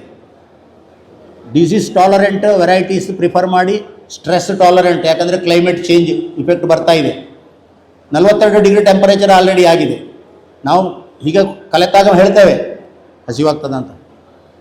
36 ಡಿಗ್ರಿಗೆ ಹೆಚ್ಚು ಟೆಂಪರೇಚರ್ನಲ್ಲಿ ಅಡಿಕೆ ಸಕ್ಸಸ್ ಆಗೋದಿಲ್ಲ ಅಂತ. ಯಾಕೆ ಕೇಳಿದರೆ ಅಲ್ಲಿ ಪೋಲನ್ ವಯಬಿಲಿಟಿ ಇರುವುದಿಲ್ಲ, ಪೋಲನ್ ಸ್ಟೆರೈಲ್ ಆಗೋದು ಜಾಸ್ತಿ, ಹಾಗಾದ ಕಾರಣ ಆಗೋದಿಲ್ಲ. ಸರಿಯಾಗಿ ನ್ಯೂಟ್ರಿಯೆಂಟ್ ಕೊಟ್ಟರೆ ಬೋರಾನ್ ಅದು ಪೋಲನನ್ನು ಹೈಡ್ರೇಟೆಡ್ ಕಂಡೀಷನಲ್ಲಿ ಇಡ್ತದೆ. ವಾಟರ್ ಬ್ಯಾಲೆನ್ಸಿಗೆ ಬೋರಾನ್ ಬೇಕೇ ಬೇಕು. ನಾವು ನಮ್ಮ ಮನೆಯಲ್ಲಿ ಕೊಟ್ಟಂಥ ಎಕ್ಸ್ಪರಿಮೆಂಟ್ ನಾವು ಟ್ರೀಟ್ ಮಾಡಿದಾರದ ಪರಿಣಾಮ ನಾನು ಹೇಳುವಂಥದ್ದು. 5 ಸ್ಪ್ರೇ ಕೊಟ್ಟಿದ್ದೇವೆ ಬೋರಾನ್ ಇದು, ನವಂಬರ್ ಟು ಮಾರ್ಚಿನ ಇದರಲ್ಲಿ. ಆಮೇಲೆ ಬೋರಾನ್ ಕೊಡಲಿಲ್ಲ, ಫಂಗಿಸೈಡ್ ಪೆಸ್ಟಿಸೈಡ್ ಕೊಟ್ಟಿದ್ದೇವೆ. ಮೇ ತಿಂಗಳಲ್ಲಿ ಜೂನ್ ತಿಂಗಳಲ್ಲಿ ಬಿಟ್ಟಂಥ ಹಿಂಗಾರಗಳಲ್ಲಿ ಕೂಡ 75, 80, 100 ಅಡಿಕೆ ಇವತ್ತಿನ ದಿವಸದಲ್ಲಿ ನೀವು ಬಂದು ನೋಡಿದರೆ ನಮ್ಮ ತೋಟದಲ್ಲಿ ಸಿಗ್ತದೆ. ಎಲ್ಲರೂ ಹೇಳ್ತೇವೆ ಟೆಂಪರೇಚರ್ ಜಾಸ್ತಿ ಆದರೆ ಆಗೋದಿಲ್ಲ ಅಂತ, ಸತ್ಯ ಅದು. ಆದರೆ ಬೋರಾನ್ ವಾಟರ್ ಬ್ಯಾಲೆನ್ಸಿಂಗ್ ಮಾಡ್ತದೆ, ಪೋಲನ್ನು ಹೈಡ್ರೇಷನ್ ಕಂಡೀಷನಲ್ಲಿ ಇರ್ತದೆ, ಪೋಲನ್ ಆ್ಯಕ್ಟಿವಿಟಿ ಜಾಸ್ತಿ ಆಗ್ತದೆ, ಪರ್ಸೆಂಟೇಜ್ ಆಫ್ ಫ್ರೂಟ್ ಸೆಟ್ ಜಾಸ್ತಿ ಆಗ್ತದೆ. ಸೊ ನಮ್ಮಲ್ಲಿ ಒಂದು ಸ್ಪೆಸಿಫಿಕ್ ಇರಬೇಕು ಟಾರ್ಗೆಟ್. ಅದು ಮೆಸರೇಬಲ್ ಆಗಿರಬೇಕು, ಅಚೀವೇಬಲ್ ಆಗಿರಬೇಕು, ರಿಯಲಿಸ್ಟಿಕ್ ಆಗಿರಬೇಕು, ಟೈಮ್ ಬೌಂಡೆಡ್ ಆಗಿರಬೇಕು. ನನಗೆ 10 ಕಿಲೋ ಮೆಣಸು ಬರಬೇಕು ಡ್ರೈ ಪೆಪ್ಪರು, ನನ್ನ ಬಳ್ಳಿಗೆ 2 ವರ್ಷ ಆಗಲಿಲ್ಲ 10 ಕಿಲೋ, ಅದನ್ನು ಅದು ಇದುವಾ ಮೆಸರೇಬಲ್ಲಾ ಅಥವಾ ರಿಯಲಿಸ್ಟಿಕ್ಕಾ? ಅದು ಅನ್ರಿಯಲಿಸ್ಟಿಕ್. ಸೊ ಇಂಥದ್ದನ್ನು ಮಾಡಿಕೊಂಡು ಪರಿಸರವನ್ನು ಆದಷ್ಟು ಸಂರಕ್ಷಿಸಿ ಹಿತಮಿತವಾಗಿ ಉಪಯೋಗಿಸಿ. ಅಗತ್ಯ ಬಂದಾಗ ಕೀಟನಾಶಕ ಉಪಯೋಗಿಸಬೇಕು, ರೋಗ ಬಂದಾಗ ಕೂಡಲೇ ರೋಗನಾಶಕ ಮಾಡಬೇಕು. ಯಾಕೆಂದರೆ spark neglected burnt the house ಅಂತ ಆಗ ಡಾಕ್ಟ್ರು ಹೇಳಿದ್ರಲ್ಲ ಧರ್ಮರಾಜ ಸರ್ ಅವರು. ಇವತ್ತು ಒಂದು ಎಲೆಯಲ್ಲಿ ಬಂದಂಥ ಒಂದು ಚುಕ್ಕೆ ನಾಳೆಗಾಗುವಾಗ 50 ಬಳ್ಳಿಗಳಲ್ಲಿ ಕಾಣಲಿಕ್ಕೆ ಸಿಗ್ತದೆ. ನಮಗೆ ಕೊಳೆರೋಗ ಅನುಭವಿಸಿ ಗೊತ್ತಿದೆ, ಅಡಿಕೆಯಲ್ಲಿ ಈ ವರ್ಷ ಏನಾಗಿದೆ ಅಂತ ನಮಗೆ ಗೊತ್ತಿದೆ, ಸ್ಪ್ರೇ ಮಾಡಲಿಕ್ಕೆ ಆಗಲಿಲ್ಲ. ಸೊ ಈ ರೀತಿಯ ಇದರಲ್ಲಿ ಒಂದು ಸೈಂಟಿಫಿಕ್ ಅಪ್ರೋಚ್ ಇಟ್ಕೊಂಡು ಕನ್ಸೆಪ್ಟ್ ಫಾರ್ಮಿಂಗ್ ಮಾಡಿದರೆ ಉತ್ತಮ ಗುಣಮಟ್ಟದ ಅಧಿಕ ಇಳುವರಿಯ ಜೊತೆಗೆ ಪರ್ಯಾವರಣವನ್ನು ಸಂರಕ್ಷಿಸಿಕೊಂಡು ನಮ್ಮ ಆರ್ಥಿಕ ಸುಭದ್ರತೆಯನ್ನು ನಮಗೆ ನಿಶ್ಚಿತಗೊಳಿಸಲಿಕ್ಕೆ ಆಗ್ತದೆ. ಇಷ್ಟು ಮಾತನ್ನು, ನನ್ನ ಒಪಿನಿಯನನ್ನು ನಿಮ್ಮ ಜೊತೆ ಶೇರ್ ಮಾಡಿಕೊಳ್ಳಲಿಕ್ಕೆ ಅವಕಾಶ ಮಾಡಿಕೊಟ್ಟಂಥ ಈ ಕಾರ್ಯಕ್ರಮದ ಆಯೋಜಕರು ಬಡಾರು ಶಶಿಯಣ್ಣ, ಅವರ ಮಿತ್ರ ಬಳಗ, ಹಾಗೂ ನಿಮಗೆ ಎಲ್ಲರಿಗೂ ಡಾಕ್ಟರ್ ವೇಣುಗೋಪಾಲ್ ಸರ್ ಅವರಿಗೂ, ಡಾಕ್ಟರ್ ಧರ್ಮರಾಜ್ ಸರ್ ಅವರಿಗೂ, ನಿಮಗೆಲ್ಲರಿಗೂ ವಂದನೆಗಳು. ಜೈ ಹಿಂದ್. ನಮಸ್ಕಾರ. ಉಜ್ಜೀವನ ಹಿರಿಯ ನಾಗರಿಕರ ಬಡಾವಣೆ ಕೆಮ್ಮಾರ, ಉಪ್ಪಿನಂಗಡಿ, ಪುತ್ತೂರು. ಬಡಾವಣೆಯ ಮುಖ್ಯದ್ವಾರದಲ್ಲಿ ಭದ್ರತಾ ಸಿಬ್ಬಂದಿಯೊಂದಿಗೆ ಎಂಟ್ರೆನ್ಸ್ ಗೇಟ್, ದ್ವಾರಕ ವಾಣಿಜ್ಯ ಕಟ್ಟಡ, ಪಾರ್ಕಿಂಗ್ ವ್ಯವಸ್ಥೆ, ಅಚ್ಚುಕಟ್ಟಾದ ಮನೆಗಳು, ಬೀದಿ ದೀಪಗಳು, ವಾಕಿಂಗ್ ಟ್ರ್ಯಾಕ್ಗಳು, ಆಟದ ಮೈದಾನಗಳು, ಉದ್ಯಾನವನ, ಧ್ಯಾನ ಮಂದಿರ, ರಸ್ತೆಗಳು, ಗೋಶಾಲೆ, ದ್ವಾರಕಾ ರೆಸಿಡೆನ್ಸಿ ಹೀಗೆ ಒಂದೇ ಸೂರಿನಡಿಯಲ್ಲಿ ಸಂಪೂರ್ಣ ಸೌಲಭ್ಯದೊಂದಿಗೆ ಬಡಾವಣೆ ನಿರ್ಮಾಣಗೊಳ್ಳುತ್ತಿದೆ. ಹೆಚ್ಚಿನ ವಿವರಕ್ಕಾಗಿ ಸಂಪರ್ಕಿಸಿ Dwaraka corporation private limited, Puttur. ಧನ್ಯವಾದಗಳು. ಈ ಕಾರ್ಯಕ್ರಮದ ಪ್ರಾಯೋಜಕರು ಸಾಮ್ರಾಟ್ ಪಿವಿಸಿ ಪೈಪ್ಗಳು, ಅನ್ನಡ್ಕ, ಕುಂತೂರು. ಗ್ರಾಮಜನ್ಯ ರೈತ ಉತ್ಪಾದಕ company limited. Bharat agro services and supplies Sullia. Eco fresh enterprises Belthangady. ತೆಂಗು ರೈತ ಉತ್ಪಾದಕರ ಕಂಪನಿ ನಿಯಮಿತ. ಎಲ್ತಿಮಾರ್ ಟ್ರೇಡರ್ಸ್ ಮತ್ತು industries, Kallare, Puttur. Salmara Ayurveda, Panchala, Puttur. Nisarga garden nursery, Ishwara ಮಂಗಲ ಮತ್ತು ಪುತ್ತೂರು. ಕೃಷಿ, ಗೃಹ, ಕೈಗಾರಿಕೆ ಮತ್ತು ನೀರಾವರಿ ಬಳಕೆಗೆ ದೃಢ ಮತ್ತು ಬಲಿಷ್ಠ ಪಿವಿಸಿ ಪೈಪ್ಗಳು. ಪಿವಿಸಿ ಪೈಪ್ಗಳ ಸರಣಿಯಲ್ಲಿ ಅಂದು ಇಂದು ವಿಜಯ ಸಾಮ್ರಾಟ್. ಸಾಮ್ರಾಟ್ ಪಿವಿಸಿ ಪೈಪ್ಗಳು, Anidka, Kunturu, Perabe post, Kadapa taluk. Mobile number 7022162182, 9845906467. ಪುತ್ತೂರಿನ ಗ್ರಾಮಜನ್ಯ ರೈತ ಉತ್ಪಾದಕ ಸಂಸ್ಥೆ 2020ರಲ್ಲಿ ಪ್ರಾರಂಭವಾದ ಗುಣಮಟ್ಟದ ಬೆಳೆ ಪ್ರಕ್ರಿಯೆ, ಮೌಲ್ಯವರ್ಧಿತ ಉತ್ಪನ್ನಗಳ ನಿರ್ಮಾಣ ಮತ್ತು ಸಮರ್ಪಕ ಮಾರುಕಟ್ಟೆ ಸಂಪರ್ಕದ ಮೂಲಕ ರೈತರಿಗೆ ಹೂಡಿಕೆ ಮತ್ತು ಆದಾಯ ಹೆಚ್ಚಿಸಲು ಸ್ಥಳೀಯವಾಗಿ ವ್ಯವಸ್ಥಿತವಾಗಿ ಕಾರ್ಯವನ್ನು ನಿರ್ವಹಿಸುತ್ತಿದೆ. ಕೇಂದ್ರ ಸರ್ಕಾರದ ಅನುದಾನದೊಂದಿಗೆ ಲ್ಯಾಬ್ ಹಾಗೂ ಶೀತಲೀಕರಣ ಕೊಠಡಿಗಳನ್ನು ನಮ್ಮ ಪುತ್ತೂರಿನಲ್ಲಿ ನಿರ್ಮಿಸಿದ್ದು ರಫ್ತಿಗೆ ಯೋಗ್ಯ ಉತ್ಪನ್ನಗಳನ್ನು ಪರಿಚಯಿಸುತ್ತಿದೆ. ಬಿದಿರು ಕೃಷಿ ಗ್ರಾಮಜನ್ಯದ ಯೋಜನೆಯ ಭಾಗವಾಗಿದೆ. ಗ್ರಾಮಜನ್ಯದ ಅಭಿವೃದ್ಧಿಯ ಬೆಳಕನ್ನು ಪಸರಿಸುವ Bharat agro services and supplies. ಕೃಷಿ ಉಪಕರಣ, ನೀರಾವರಿ ಸಲಕರಣೆಗಳು, ಸ್ಪ್ರಿಂಕ್ಲರ್ಸ್, ಪಂಪ್ ಸೆಟ್ಸ್, ಪ್ಲಂಬಿಂಗ್ ಮತ್ತು ಸ್ಯಾನಿಟರಿ ಐಟಂಗಳು. ರಾಮಚಂದ್ರ ಪಿ, ಮಾಲಕರು ಮತ್ತು ಸಿಬ್ಬಂದಿ ವರ್ಗ, ಆಗ್ರೋ ಹೌಸ್, ರಥಬೀದಿ, ಶ್ರೀ ಚೆನ್ನಕೇಶವ ದೇವಸ್ಥಾನದ ಬಳಿ, ಸುಳ್ಯ. ಸಂಪರ್ಕ ಸಂಖ್ಯೆ 9741538499, 9483923429.